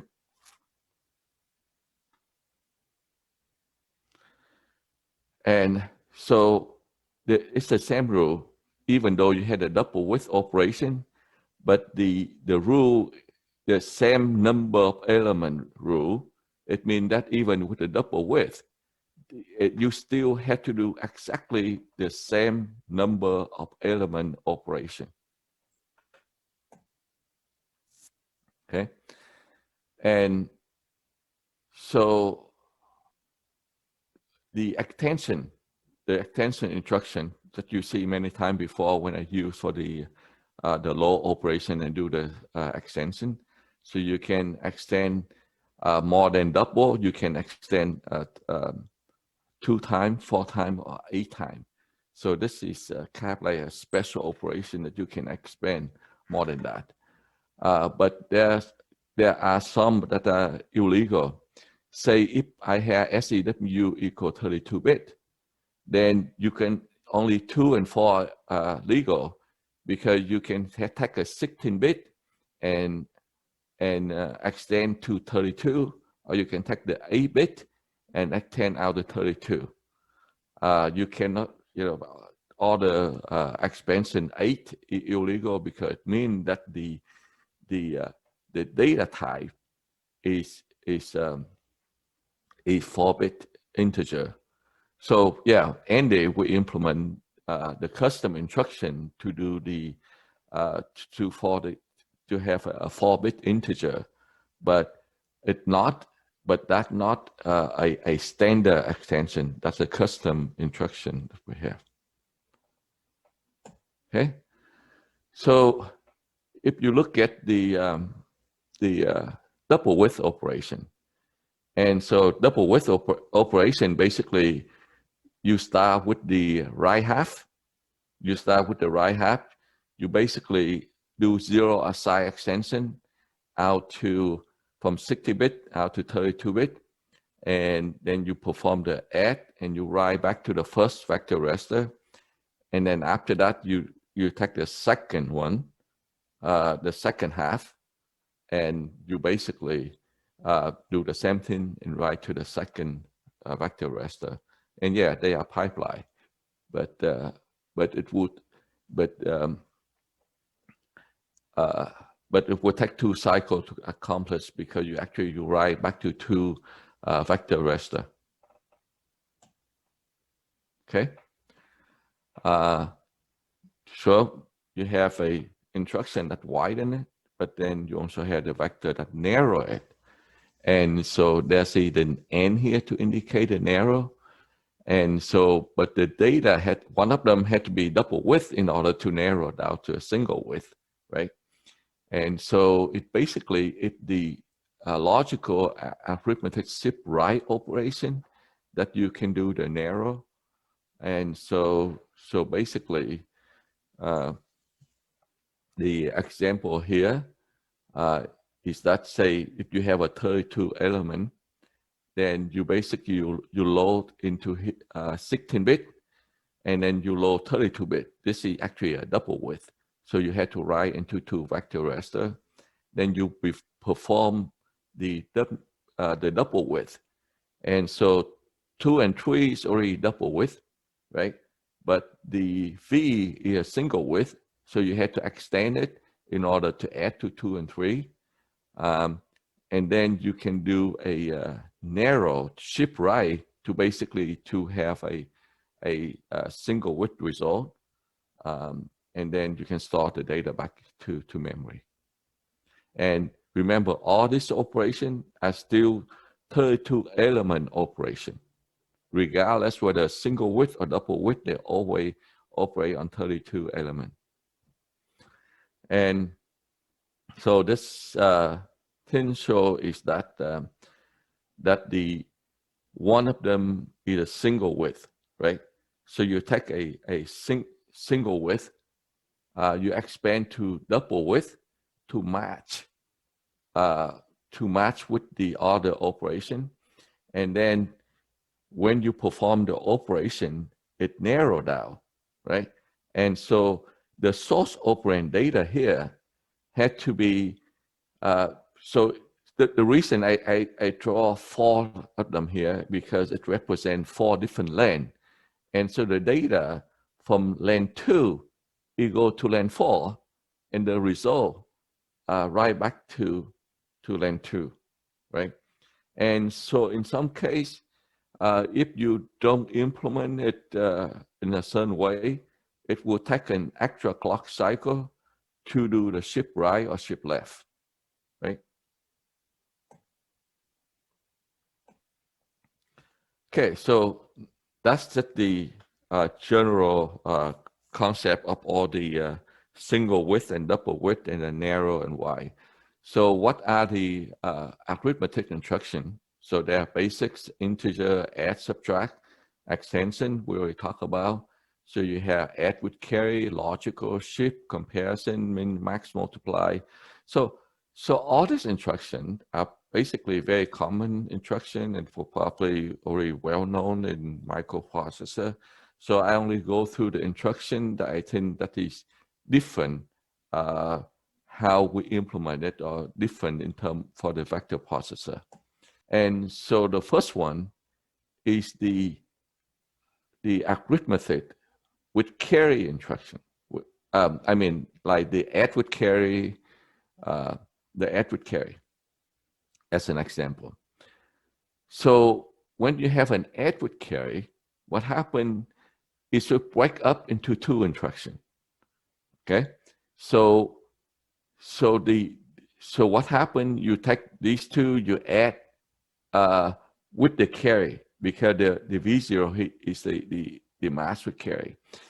And so for this instruction, the mask had to be set to 0 in order to use, but it's used in this case right here is at the carry end. And so you take first operand plus the second plus the carry to produce the data. And then you had a second operation that basically do the same thing, but the only thing that it does in here is capture the carry out to put into the mask. Okay, and so for the vector instruction, it actually breaks up into 2 instructions, one to write the data result and one to write the carry. And one important thing here is that it keeps every instruction only have one destination. And this is greatly appreciated by the hardware designer, because, you know, if you have one destination versus 2 destinations, that's a huge big deal in implementation. And so it breaks up into 2 operations. It's actually a great thing. And so there should be some restriction, because you want to be able to perform the same operation in the first time and the second time for the carry. So the destination here cannot be the same at the source, because if it's the same at the source, then basically you change the data, then the carry out will be wrong, right? And so actually the order of these 2 instructions are not important. And it's also the destination cannot be 0, because you cannot change the carry bit either, right? So actually I take it back. the order had to be the first one and the second one. Yeah. Yeah, I take it back. I was wrong. It's supposed to be in the correct order. I just read the last one here, so I just realized that what I said before were not correct. All right. So you have a bunch of MAC instruction. There are two different types. There's the multiply accumulate, and there multiply add. The difference is that the add here is the same at the destination, and in this case here, it is not the same at the destination, right? Then the merge is basically just the select. So that you're using the mask to select between the two operand. So select between the vector, between the immediate and the vector, or the as1 vector. It's at the select. Called merge instruction. And then you had the move. It's basically the same encoding with the VM equal 1 and VS2 equal V0. And so you can use to, if it's a immediate or the as1, then you basically take that value and splash it into all the elements of the vector raster. And in the case that this thing is basically the no-op. Right? So now we go to the fixed point arithmetic instruction. And I guess fixed point mean that, do saturation, averaging, and fractional multiply, scaling, shift, and all that. So it's the more complex type of instruction. And so the fractional multiply, routing, and saturate, it basically it will do the multiply, shift right by SAW minus 1. So it shift right by 7 or 8. I mean 7 or 15. And then it route according to the CSR, then it saturate, and then it clip off to the result. And so you have all different versions of scale and shift. It can be side and unside and all that operation. So if you want to find more detail, you can actually look at that, but it provides all different version of scale, shift, and clip, and all that. Floating point also have a complete set of floating point that including square root, reciprocal square root, and reciprocal estimate comparison. There's also merge and move, classify, type conversion, side injection. So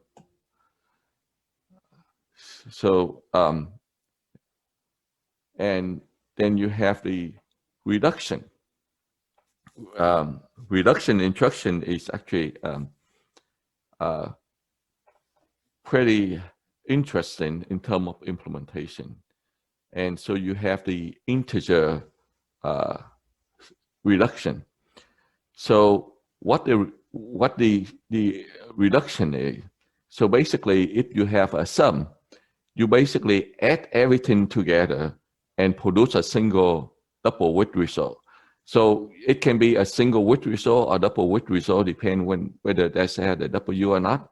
So you basically, you take all the elements in VS2, they add all together and also add it to the VS10.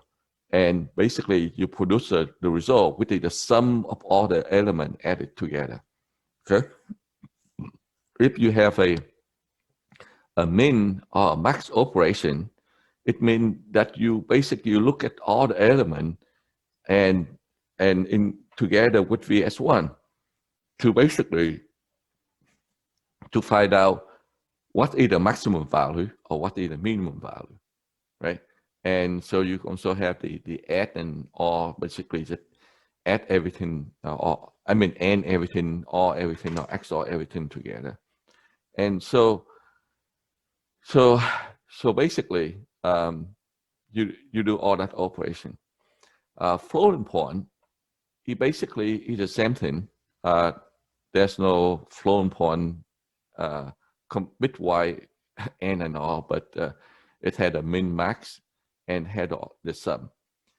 There is a difference here. There's a difference between the unordered sum and the ordered sum. The ordered sum means that you take VS0, you add with the first element in VS2, and the result add to the second element, and the result add to the third element, and the result add. So you have an ordered sum reduction. It takes an awfully long time. If you have it basically takes an awfully long time to finish the operation, because you can only do one floating point add at a time. You can do one floating point add, and the result of the floating point add you for the second one. So if this operation here take 3 clock cycle, and you have 16 elements, then you have 3 times 16 is the total time it takes for you to do the ordered sum reduction. The unordered sum actually is a lot faster. Okay, and so this is the example. Let's see how showing one possible implementation. And so the implementation to do, basically, you take the first half element, you add to the second half element, right? So you basically, you fold in half every time until you get the final result. You get the final version. And this is the V1 here is actually VS2, and the V3 here is VS1. So it's just the first element here that add to the result to produce, so this is the destination. Then you produce the result. Okay. And so what happened when you have elmo equal 2, right? So for elmo equal 2, it can be pipeline, because if you notice here, I only use half of the so basically I only use half of the resource, the SIMD. And so for elmo greater than 2, then in the second cycle, I can do the second. I have this thing right here, but basically over on this side, and then you can basically fold in half every time, and so you can actually pipeline the operation. And the same thing with the unordered floating point, that you can actually do the same thing, and it will take significantly less time than if you had to do the order floating point sum. Okay. A question is unordered always that exact ordering? No. Order is the one that had the exact ordering. Yeah. But you could have a different. I mean, this is like it's logarithmic. Yeah. It does this half and that half, and then half and half. That's a specific ordering. No, it can be anyway. So that's I just at the beginning I said one of the implementations. Okay, so there is nothing that's. I mean, that's an obvious one, but there's nothing to say it has to be. That's correct. Way. That's correct. Yeah. So I make sure I said that one of the implementation can be like this. Okay. All right. For the mass operation, so mass is another set of data that is the set of operation that's different than data, because a single bit instead of an element is just 1 bit per element, and so you have all the logical operation. Then there's a population count to count how many of them are valid, and then you can find first. So basically, all these things related to the first mask bit. So in some case, important to find out the first mask bit. And then their iorders and their element index, I have a subsequent slide because I figure this is different, that we probably should go through them. The mask logical, beside all this operation, there's some pseudo instruction that basically if you do the AND operation, then it basically copy the mask register. Or if you do an XOR, then it clear all the mask. Or you do the XNOR, then it set auto mask. Or you can invert the mask bit by using the NAND operation. And V star and VL are still normal, but it applied to a single bit instead of an element. But it's still, but we still use that even for the mask operation. Okay. The elmo is ignored in this case because we do only would want a single vector register, V0, basically most of the time. And so here, so all this thing is related to the, okay, so the first one is a population count. So basically you add all the one together, and if it's 14, then that's the 14 bit they set to 1. And then all the other instructions are related to the first one. So the first one here is at 3. So the M first say, okay, I want to know if that is 3. So you basically set it to 3. And then set before, it means that anything before the first one is set to 1. Set include the first, or set only, right? So only the first one set, the rest are 0. Okay. V iota mean that the sum of all preceding mask bit. Okay. So preceding mask bit. So if I'm at 3 here, the preceding mask bits are still 0, so it's still 0. So this one right here, the preceding mask bit is from 3 to 0. I see only 1, so that is set. And here, all the one before that, only 1, so it's set. And basically, then it's set all the bit. And then the mask index is basically what is the index of this. So it's basically it's a set element number. So actually, this is not based on anything.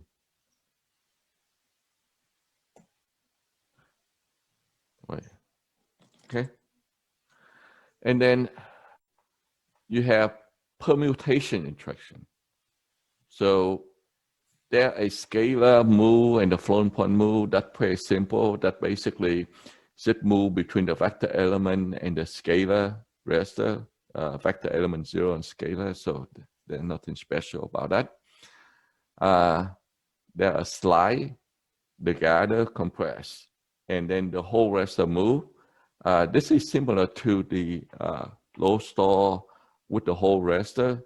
This is basically similar that I said take this register and copy over there, ignore V type. So that's why I say it's very much similar to the whole register low and store. You just move the whole register and ignore V type. So the 3 interesting one, the 3 in the middle here, the slide, gather, and compress. So you had the version. You have a special instruction, slide up by 1 and slide down by 1. So they have different special code for that. But then the other case, you basically just slide up and slide down, right? Okay. So slide up and slide down, and you slide by the RS1 or the immediate data. Okay. So now you look at the slide instruction, right? Look at the slide instruction. If you look at this, and it basically, it's a shift left, but you shift left up the element and not shift left by, the normal shift left. You shift left by bit and all that when you have a shift left instruction that you shift left by bit. Here, the slide up is actually the shift left but you shift left of the element, right? And so if the number of element you shift left is 1, then you just shift left by 1, right? Or shift left by 10, then you should shift left by 10, okay? And the instruction actually specified that the first 10 element here is remain unchanged, okay? So the special here is a slide 1 up. The slide 1 up is basically, instead of leaving it unchanged, you take the data either from the integer raster file or the floating point raster file and put into the first element. So that's basically the only difference is the slide 1 up, that you have the data from IS1 here that you use for that purpose. And guess what? The slide down is the shift right, right? And so the shift right is, do the same thing, shift right by 10, and you shift right by 10.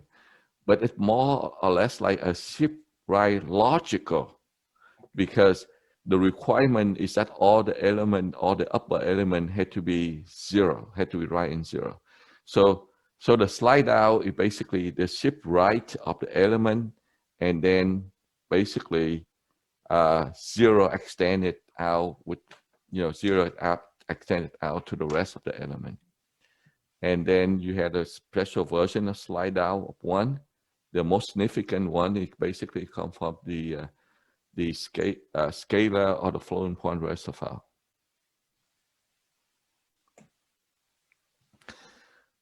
Okay, now there's another fun instruction here. And so you have element 0 to 15 in the source operand, and you had a destined operand. Okay, and then you had the VS1 specify the element number. You remember way back when that I say that each element have a number. So it basically it's using for this instruction here, and it's also using for the M first instruction, basically identify which element. So here, what I say here is the VS1 have a element number, and so for the destination for VD, the first element had to be 5. It means it comes from element 5. And so you basically take element 5 from the source operand and put into the first element of the destination. And the second one comes from 7, then you take 7 and put into here. And so there are no rule about this number at all. And so you can have 0 can be, E0 can be in multiple places, or some element is not used at all, and all that. And the mask. So all these things also had a mask. And so the mask is also used here.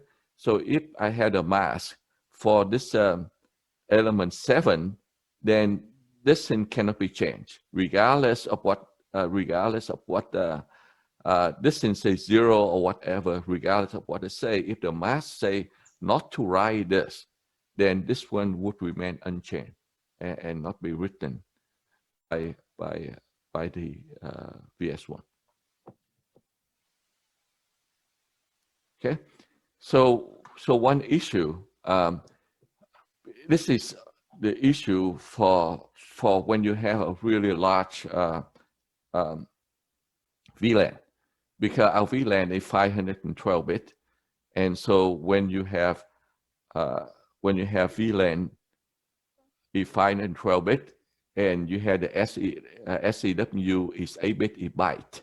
It means when I have elmo equal 8, I have 512 elements, right? So I can have 512 elements. But because the SEU equal 8, it means that the element here is only 8-bit.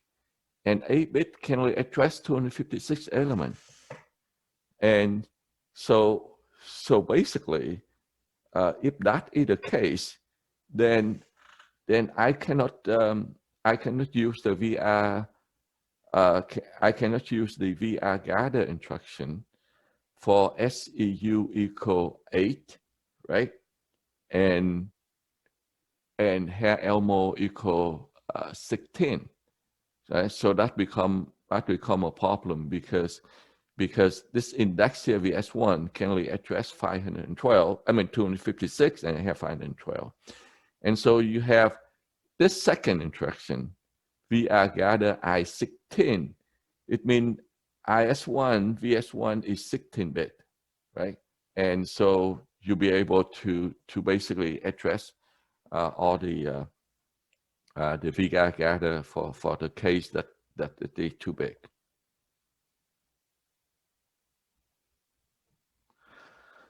Okay, V-compress. Okay, so V-compress, it basically it's using the mask, and so if the mask is 1, it means that so we have 0, and when the mask become 1, then you take that element and you put into the first element of the destination. So every time you see a 1, you take that and you ship it. Every time you see a 1, then you take that and ship. So in this case, you had 3, 5, 6, and then whatever 1 here that will go into the next. That basically is the compress instruction. Okay, and so basically you compress the data into. So in terms of implementation, the VR gather and the compress instruction, I mean, it looks like fun, but it requires a lot of work to optimize for these operation. So I'm done with the order instruction. So I think we have another 35 minutes or so to go to the sample code. So any question, anything about the instruction set? Okay, great. All right, so let's do matrix multiplication, right? So, matrix multiplication is basically, with the picture here, basically you take the matrix row and column and you multiply and, have the result.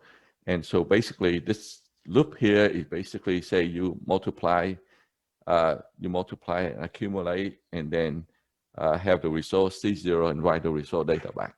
Okay, so that's a simple coding matrix, right? And so if you take this matrix and you say, okay, every element, every element of the matrix here, let's put into a vector raster, right? So if you have, in this case right here, we have 22. So let's put into 22 vector raster, okay? And so when you have 22 vector raster, and then you produce C0, which is the first one is a multiply, and the second one is multiply, accumulate, right? And so if you go by the yellow, then you basically just multiply them first, and then multiply, accumulate, and so basically you have 18 multiply or accumulate to basically to have the result data.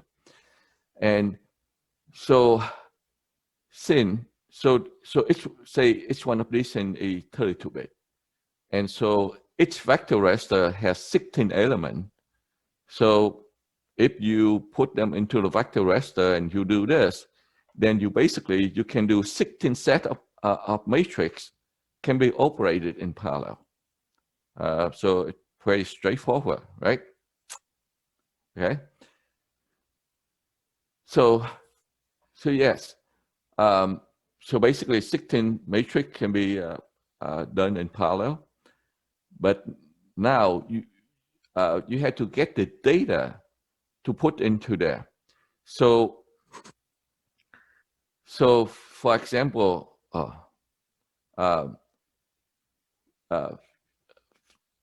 V10.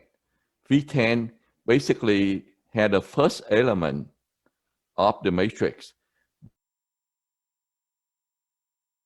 but basically you load up that V10 and then you skip to the next matrix. So basically, V10 have A0 of 16 matrix. So V10 have of 16 matrix. So basically, you have a stride, and your stride is 24 because each one of the element size is 32-bit or 4 byte. So your stride is 24. So basically, you would have 6 stride low for the 16A matrix, and because you skip every 24 to load the data, and you do the same thing with the B, that you skip every 36 because B is 3 by 3. So you skip every 36 and then you do the store with the 2 by 3. So basically it has 24 elements. So you skip every 24 to store the data or to load the data and all that. Okay. And so basically you keep all that information, and so you load the first aref 0 to 5 and do 9 and do the store, right? And so the code is pretty straightforward. It basically it's pretty much similar to the microprocessor, right?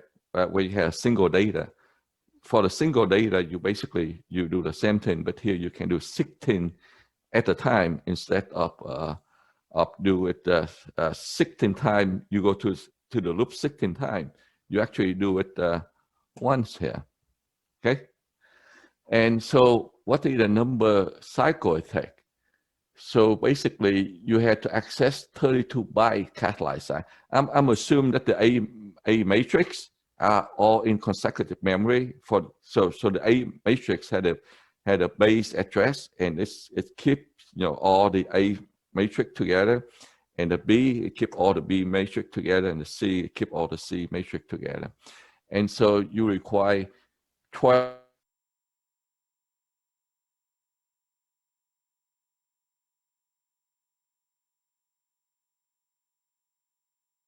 turning to fetch data cache to fetch the data. And I'm assuming it's a cache hit.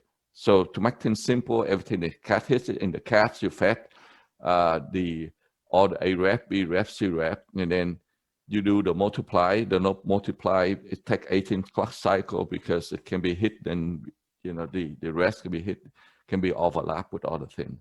And so it takes 297 cycle to do a 16 set of matrix. So the total cycle per set of matrix is 19 cycle, right? So 19 cycle per matrix. And because the vector raster uses, you only use 21, maybe 22. So the efficiency is like 66%. And the number of static instruction in the loop is 62. So if I'm calculating the number of instruction per matrix is 4, right?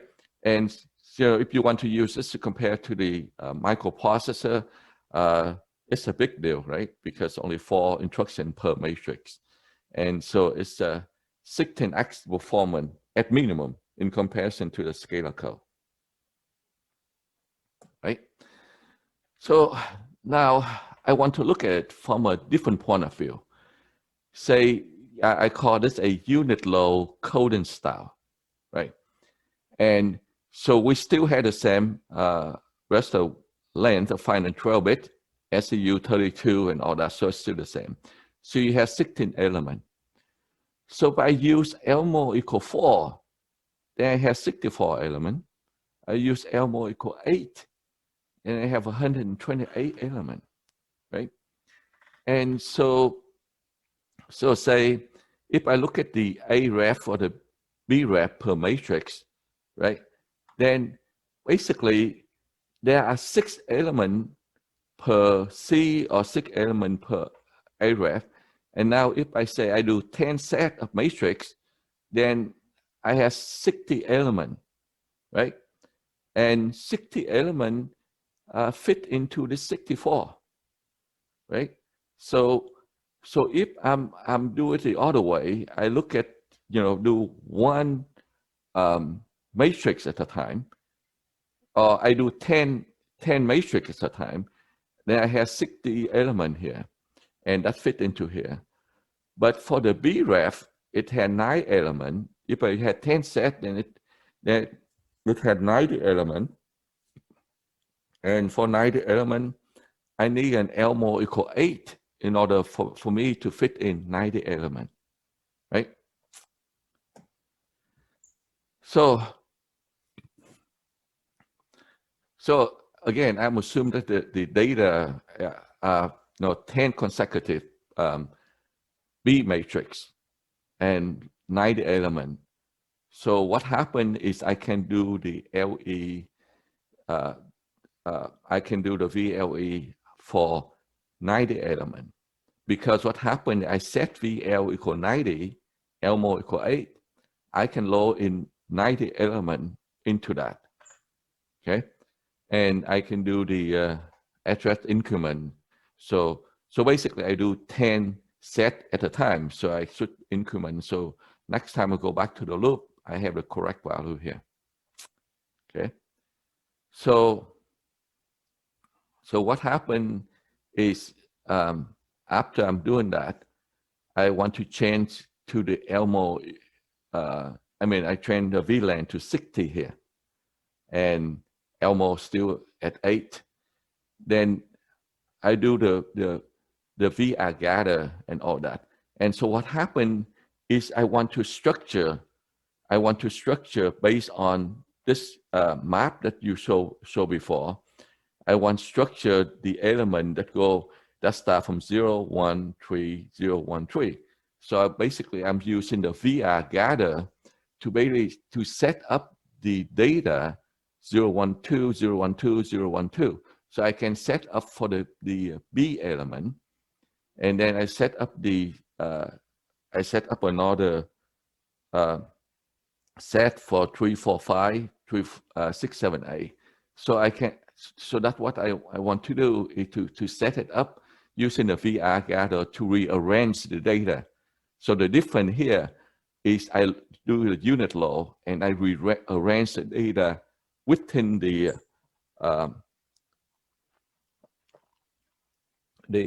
vector processor. So I keep the law is simple, but then when I get the data in, I arrange the data to make it to set the data up so I can do the operation directly. And so I do the same thing for the A matrix. I get the data in, and so I load the data in with elmo equal 4, VL equals 60. I take the data in, and again, I rearrange the data according to this 0, 0, 3, 3, 3. So after I arrange the data, now all I had to do is do the multiply and accumulate. And so I can do the multiply up here, and then I do accumulate, and then I store the data out to memory. And so you will probably lost in terms of what happened there, but I have a picture of what I was doing before. So you have, so this is represent 10 matrix of B element. So you have 0 to B8, 0 to B8, 0 to B8, and that happened 10 times. So I load 10 element into 8 to 15. And what happened is I take this data I set it up into 60 element for the yellow, and then 60 element for the blue, and then 60 element for the white, according to the map that I have, the data I have here for A, B, and C. And then I take this A, so again, it goes 0 to 5, 0 to 5, and it basically 10 times. And that's for element A. I take the data in, and then I set up the yellow, the blue, and actually the white is I write back to this one right here. So I write back the white here. Now I had 3 sets of yellow, blue, and white. Then I can do the multiplication. And so this would be, I do this multiplication and I keep it here. And I do multiply, accumulate with the blue and with the white. And so this data will be in order, and I write out 60 elements out to the C. And notice that I had to use the vector radius 0 to vector radius 7 to basically to keep the index for the A and the B, so I can do the VR gather instruction. Okay. So why do I want to do that? Because what happened now, because I do this thing right here, now the data is in order, so it requires 28 cycle of 32 byte cache line, right? And the unit load is a lot nicer because when you get the data in, you just put directly into the vector raster. So it actually takes a lot less time. VR gather for the A-ref, and then VR gather and V-slide for the B-ref take more cycle, and the multiplication, because it's all, now I have a chain to overlap more, so it only takes 12 cycle. So the total cycle per loop now is 103 for 10 sets, right? So it means that the total cycle per matrix is 10 in comparison to 19 for the straight code. And the number of static instruction is 27. Remember the stride load and the stride store that I used before, they take a lot of instruction, and every one of them need to recalculate the base for increment every time. And so the number of static instruction is only 27. And so the average number of instruction per set is only 2.7. And so if you compare, we almost double the performance, almost double in comparison to the straight code that we used before. Okay. And so now it is also more efficient because we use 90 out, we use 60 out of 64 and 90 out of 128, so the efficiency about 90%. And so the most important thing here is basically the complexity of the stride load store, and we shipped in the stride load store to VR gather instruction, and you basically have double the performance. And so what about something really big? I mean, bigger, not really big. It's 6 by 3, 3 by 6, and 6 by 6. And if you look at this, it's 72, right? And we only have 32 vector raster, so there's no way that we'll be able to fit the whole thing in. And so you basically, you have to load in, say, the B matrix, and then do one row at a time. So you can finish the first one before you go to a second one. So that is the scalar style coding. And then you can also do the unit load style. You basically, now,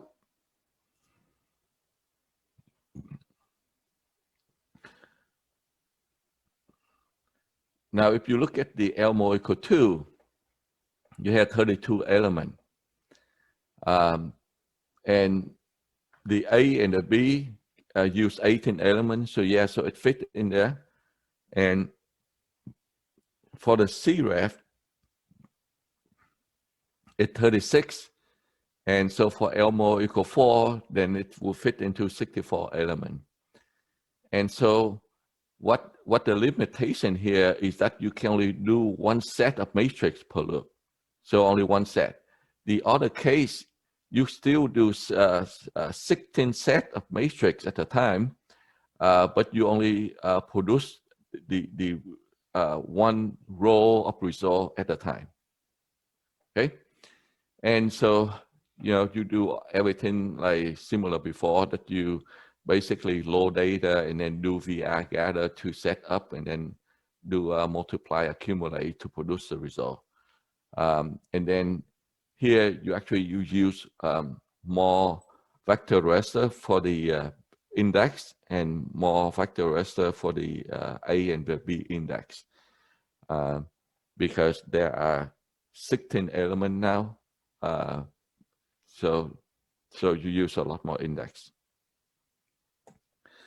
So in comparison, the two, so the scalar style, the static instruction per loop is 252 in comparison to 30.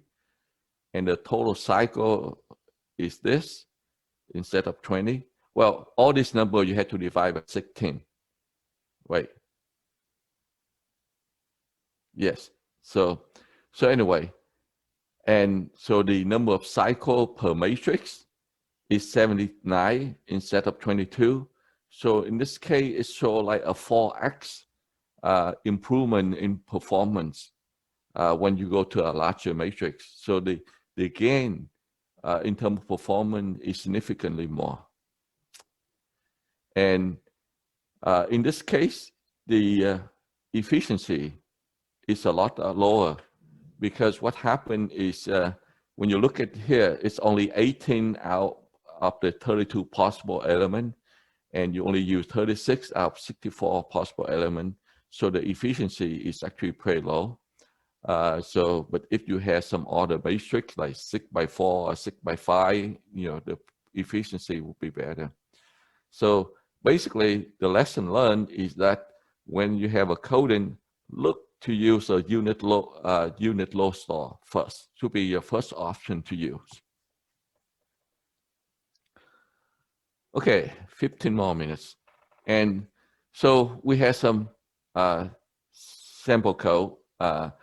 It's still in the work group. We had this issue, and this is based on RISC-V 0.8. You had this instruction. And so the important thing here is the VLB8. And so you had a loop of 8 instruction. And basically, when you have a loop of 8 instruction, so we should execute this code. So there's nothing try to optimize, but we should operate on this code. And so when you operate on that, then you basically, you had a vector load, and then the data go to the add, the convert, and the multiply. And the data, again, is chaining from here to the next instruction. So the data are chaining. And basically, yes, you can do, you have 8 instruction, that includes scalar instruction. But it can be from 8 per clock cycle, and it beautifully align. And so what happened is, now if you look at that code, so what happened is in that loop, there are 3 vector arithmetic instructions. And so basically there are 24 micro-op and all that. And so there are floating point, there are scalar. The load store and the scalar instruction doesn't go into the giga-op calculation.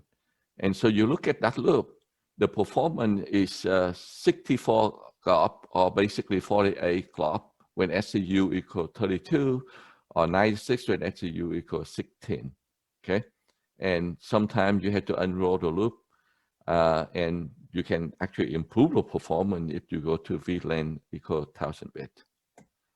The reason I show that code in this one is because the VLB, it expands into 2 instructions, right? And so when it expands into 2 instructions, now I have 9 instructions in the loop, because I have a really tight loop of 8 instructions. So if you add 1 instruction, the performance go down by 12.5% immediately. And but furthermore, you have a lot more problem, right? Because what happened is the extension, right? The VS extension instruction, what happened is this instruction is the same, it's using the same functional unit as the VAdd. Now you have 2 instructions that conflict for the same VAdd, then basically it will take twice as long. So basically my performance immediately dropped to, because it's using the same VAdd, my performance is actually dropped by half, because now it takes 16 clock cycle to finish, so it dropped by half. And it's also require an actual write port to write the data back. And so the performance is actually can be a lot worse by adding this instruction. So that's why we do provide the VLB instruction as custom instruction. Okay, so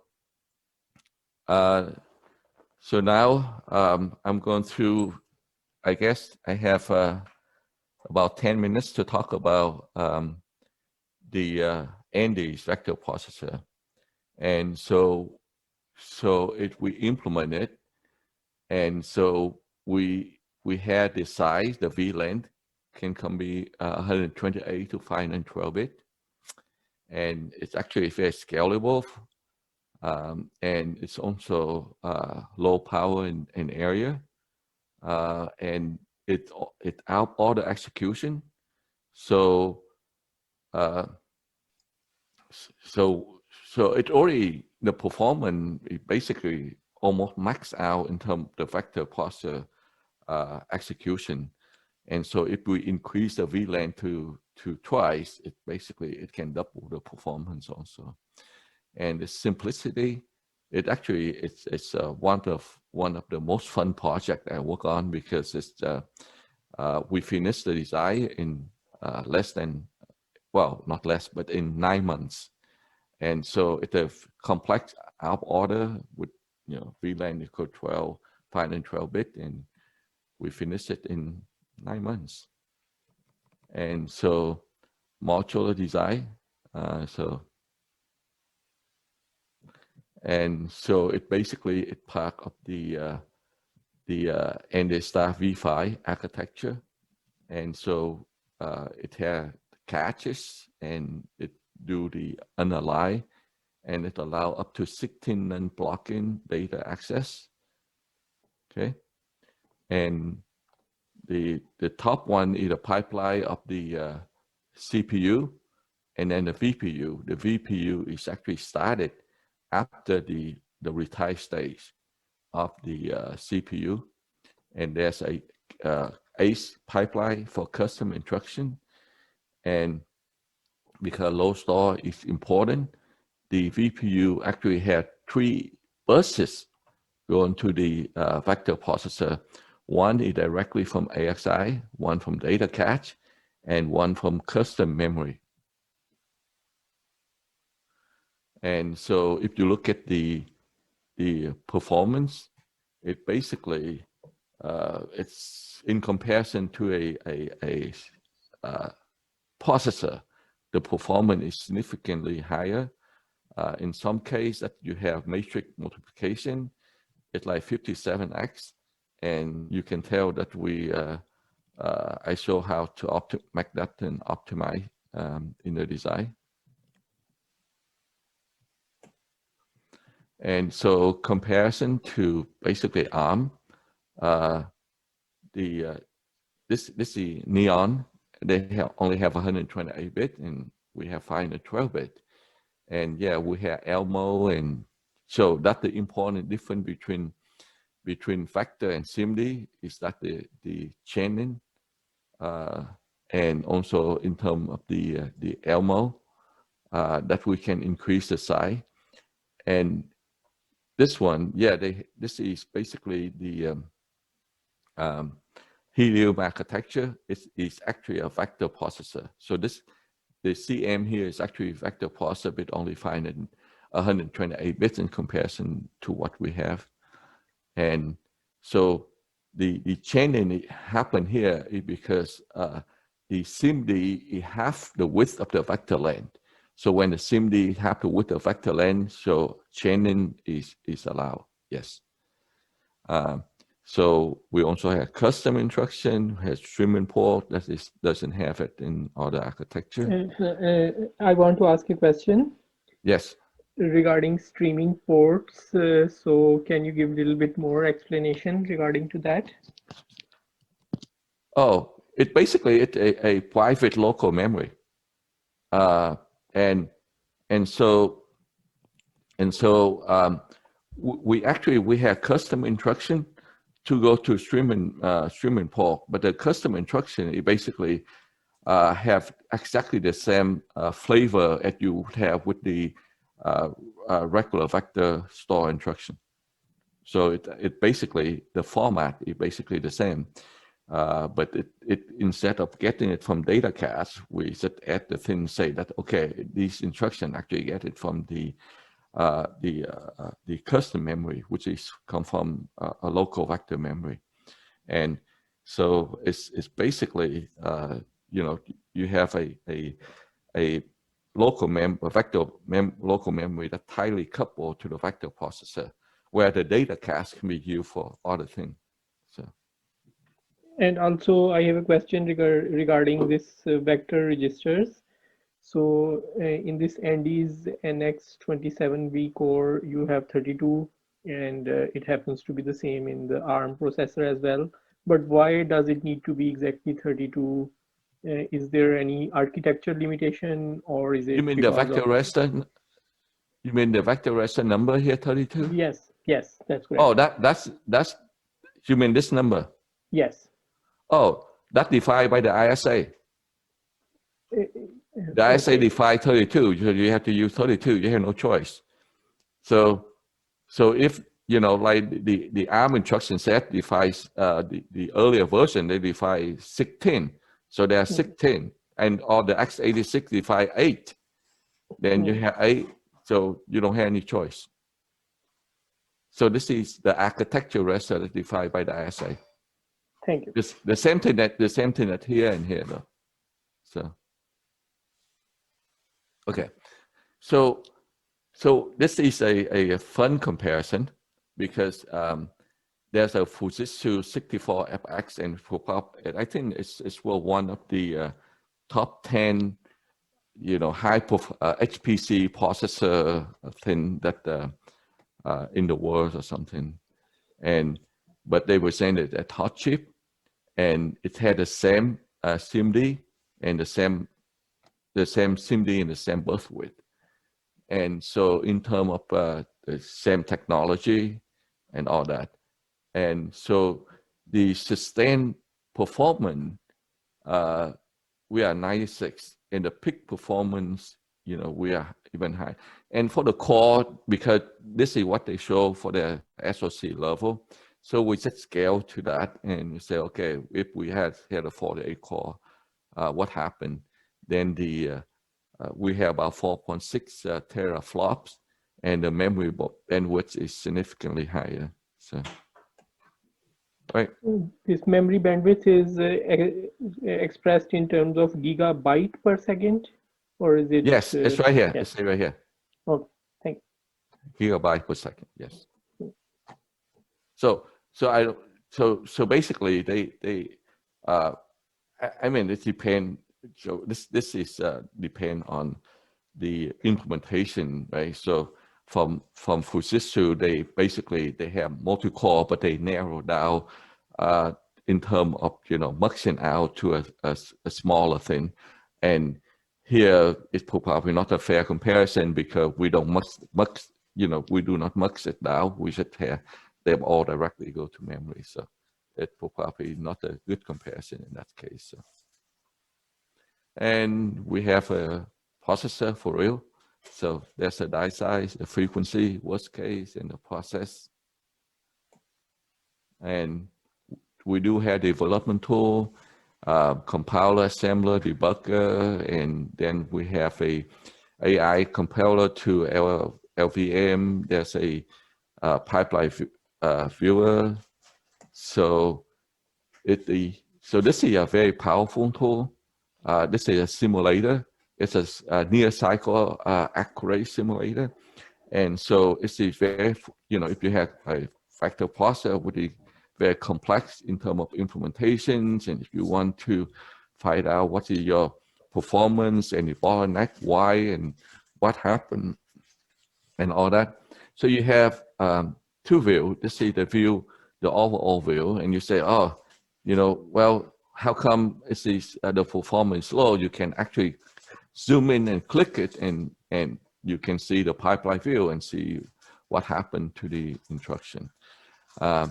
Or when the performance is good, you say, okay, how come my performance is good? What I do right here, you can click and find out, and give this pipeline view and find out, how is that.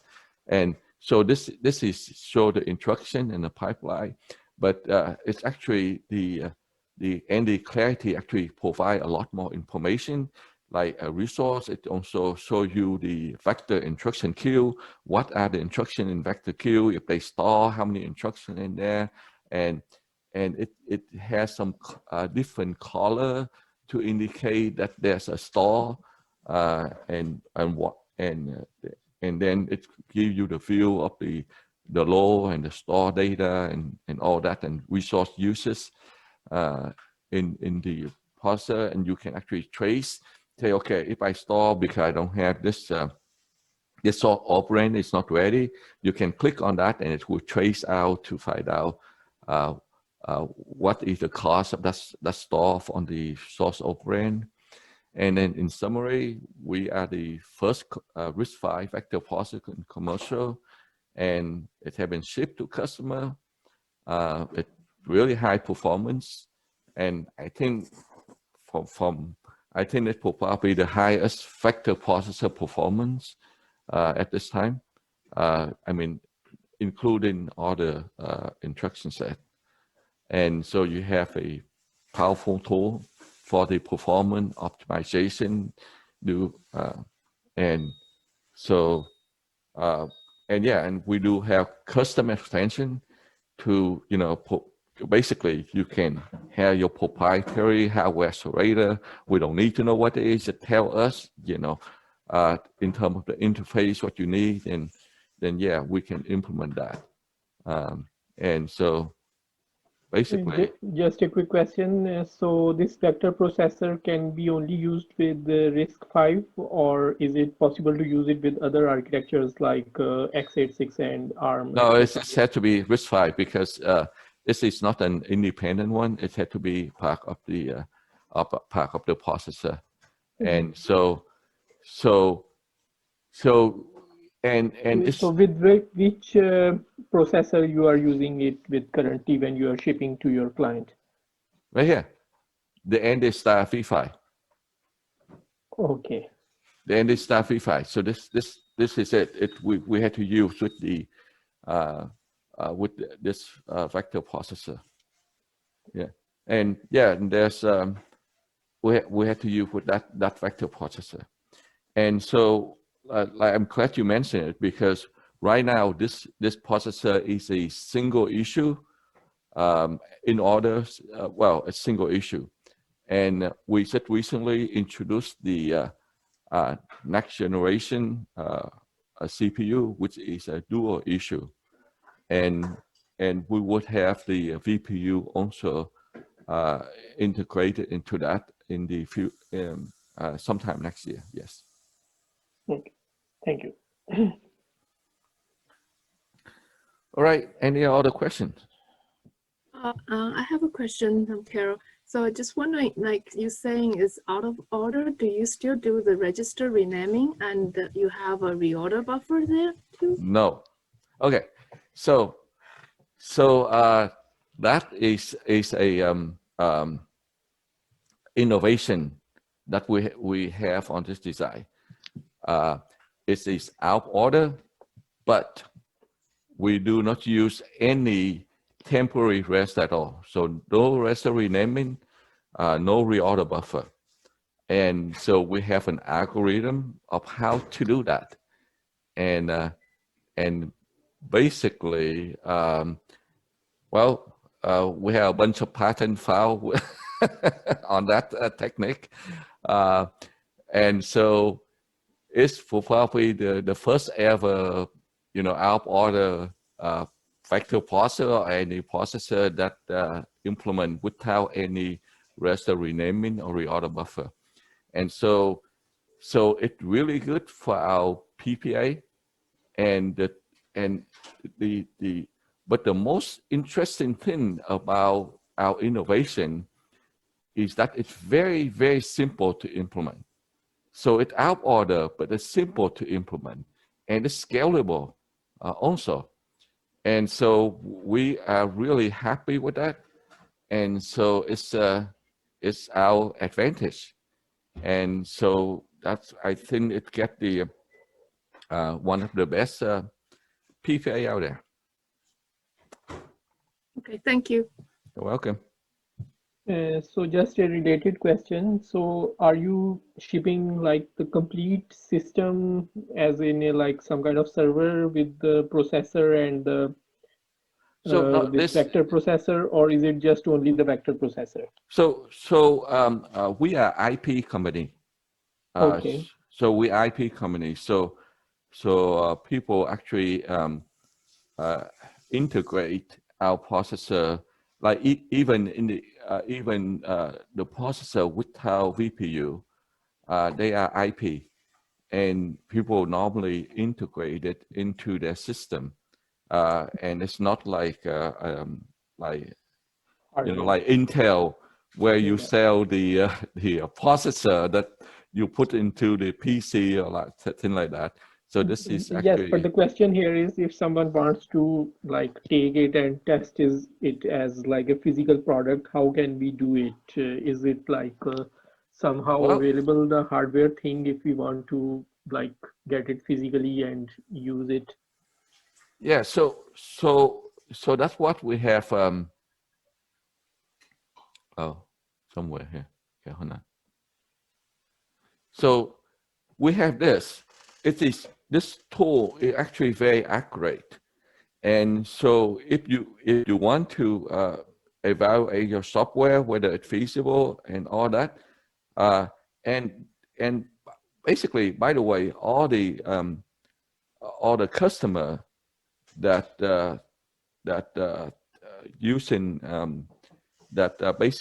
using our vector processor, they all using this tool, Clarity, to basically to evaluate, their design application, to see, like if it works, and to optimize the code and all that.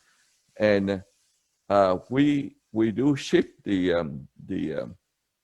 IP, and we have the full support in terms of compiler, debug, and all that, all the tool set. Yeah, but I meant first that is it possible to get this vector processor from your customer in physical form? In where? Is it possible to get this vector processor as like a physical chip from some of your customers, maybe, or whatever way is possible? So we don't make chip, and hopefully the customer that using this, they probably will make an announcement of their chip soon. Okay. So yeah, Fang, I think the question is slightly different. I think what's been asked is, can you buy? Can somebody buy a chip with your vector processor in it? no. Yes. That's correct. No, That's but the basically, question. basically, we do work with. I'm sorry, that's correct. We do work with the ASICs vendor, where they making a chip. So probably not us, but we probably go to our partner to do that. Yeah, I understand. Yeah, I think the person was asking, can they Yeah. buy from somebody? Okay. Yeah. And All right. Thank you for yeah. your Yeah. customers are using it internally and building their own chips for internal consumption today. No, but I think there's some other company out there that basically produce the SoC and all that. They can probably do that, but Yeah. but we will have to work with them. Yeah. No. I mean, I think it's early days for RISC-V vectors, but yeah, absolutely soon people will be able to buy chips with them in, with Andy's cores in them. Yeah. Yes. Yeah. Hello. Thank one question. Okay. Is the data bit with is the data path 512-bit wide in the current Andes processor, vector processor? So the current width is a 256-bit. Okay. But I think we will have the 512-bit pretty soon. Okay, so in case, but you also mentioned that the VLAN maximum is 512-bit. Yes. Is that right? That's correct. In that case, how would the entire vector be processed within one cycle? Is that possible, or we may have to split it into two cycles to? No, that's the SIMD width is 512-bit. The SIMD width is 512-bit, so the same with the vector length. And so yes, the whole in terms of the arithmetic instruction, floating point instruction, it 512-bit operation, SIMD operation per clock cycle. Yeah. Right. Okay. But then So the low might take 2 cycles, but the latency can be anything, but it takes 256 bit per clock cycle. I think we will have 512-bit probably pretty soon in probably a couple months, but the 256-bit, you would take 2 cycles to get the 256-bit and to okay, write. Okay. Yeah, that's what I was wondering. Okay, thank you. And it also depends on how you use it also, because what happens is if you load in the data that is the same width of the SEW that you have internally, then it takes 2 cycles. But for example, if I show the example earlier, when you do the VLB with the low byte, right? Yeah. And the width of the SIMD is 32-bit, then it actually, you actually do 32 byte, and that 32, actually, yes. it actually a 2 vector raster within that 32 byte. Yes, but even though we load the 2 vector registers, we can only process 256 bits at a time. That's the underlying. The SIMD 512, so we operate 512 bit at a time. Okay. Okay. Okay. One clarification though. See, if we operate the SIMD width is 512-bit and we only have 256 bits going from the vector register bank to our ALU. I mean ALU. How is that possible? No. The vector raster is 512 bits, so we fed 500. So okay, so you talk about 2 different things. The 256 bit is the memory bus. That the bus come from the outside is 256 bit. The bus that go into the VPU is 256 bit. But internally to the VPU from the raster file, we fetch 256 bit for the source operand, and we write back we fetch 512 bit from the vector raster, and we write back 512 bit. So internally, everything is 512-bit. Inside the vector processor, everything is 512-bit. Only the bus interface to the external world that is 256-bit. But internally, everything is 512-bit data path. Okay, that clarifies. And one more thing though, do you have a common memory for a common cache memory for both the scalar and the vector operands, Yes. or are they different? Yes. And so, is the load store unit common for the scalar and the vector? Yes. Okay. In that case, would the scalar loads be slower than normally a pure scalar load, because they will have to undergo more multiplexing and things like that? So the data cache is set up to fetch 256-bit per clock cycle. And so for the scalar load, which is only use 64-bit, so basically it's just a multiplexed out to the 64-bit. So it actually the data cache is set to match the VPU, required data, and so I don't think it have a problem with the scalar. It's just the another 4-to-1 mux, and you get the and it's also good for the scalar load install, because in terms of address alignment, it would be better too. So. Okay, because the vector specification as such does not mandate that the elements be unaligned. It mandates that the elements be aligned to the memory bus, whatever is possible. That's my understanding. But the scalar requires unaligned access support as well. So that would be a bit difficult to implement if we had a common memory for scalar and vector, was my understanding. Well, both scalar and vector, we do unaligned address for both. So, and we actually have an odd even, tax address thing. So we actually handle unalignment pretty well. Okay, even for the vector access, even for the vector elements as well. Yes. Oh, that's great. That's nice. That's nice. Okay. Yeah, that's it. Thanks. Hi, I have another question. Sure. So I just wondering, like for the precise, do you implement precise exception for the vector instructions, or you don't? Okay, for us, we only implement precise exception for the vector load and store. Okay, thank you. Because the RISC-V instruction set actually allow you not to implement precise exception even for the. Okay, I see.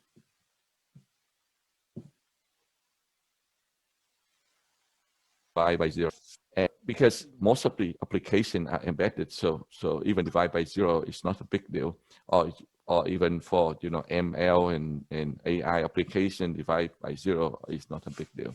And so we set a bit indicate that there are fault in the data, and if you concerned about it, you can have a program to check that the fault status or the exception status once in a while and see if it's set, and you can backtrack to it. Okay, I see. You just update the CSR register, but then you don't flush that out. That's correct. I see. Okay, thank you. Another question is, you said 9 months you guys finish. Is that including the scalar, everything for CPU, or only for the vector part? Okay, so the scalars processor already there, but the scalar had to be modified to including decode for the vector, and the scalar had to be modified the load store unit to handle the vector load and store. It had to be modified for the bus to do uncatchable load store and all that. So the vector, the CPU had to modify to work with the vector processor. But what happened is we implement the VPU, and in the VPU, it's also including the scalar FPU. So it has both. So the VPU actually also had the scalar FPU, and the scalar FPU actually share the same functional unit with the VPU. And so we implement both the VPU, the FPU, and modify the CPU to work with the vector parser in 9 months. Thank you. That's very good. How many engineers do you mind? In terms of the number of design engineers, it's 5, less than 5. I see. Thank you. So it's a very efficient design, and you know, it's actually we implement a lot of technique that to simplify the design. So I think I have a thing here that actually I skip over it, but the modular design here, it's decoupled for independent design. So basically, a lot of people can work in independent, and it's also, you know, we have a functional unit for the floating point, or functional unit for the multiply, the mark and divide. We can copy it and put in here, because the design actually make it modular design that make it very easy to plug in a thing. And we also use techniques like we use in the Excel table for decoding, and we use the Excel table for state machine. And so when you try to debug, it's a lot easier to look at the Excel table and find out, you know, what go wrong, rather than try to look at the RTL. We extensively use local parameters. And so a lot of things we just, you know, using for example, the multiply, it takes 3 cycle latency to finish. And so initially it takes 3 clock cycles, so we use local parameter to set it to 3, and it worked. And then later on, the design engineer, there, I can minimize it down to 2 cycles. So we just go into the define, you know, RTL, and we just change the local parameter from 3 to 2, and that's all we do. There's no change in RTL except, you know, at all for any control logic or anything like that. So that's why, you know, we have a very, very efficient design. Thank you. That's very helpful. Thanks. Okay.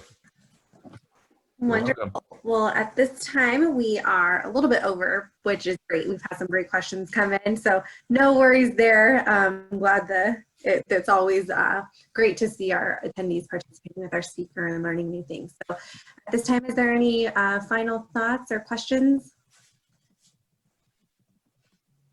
And I want to say too, you're always welcome to join, or not join, but connect with the speaker on the platform. You know, you can ask questions there.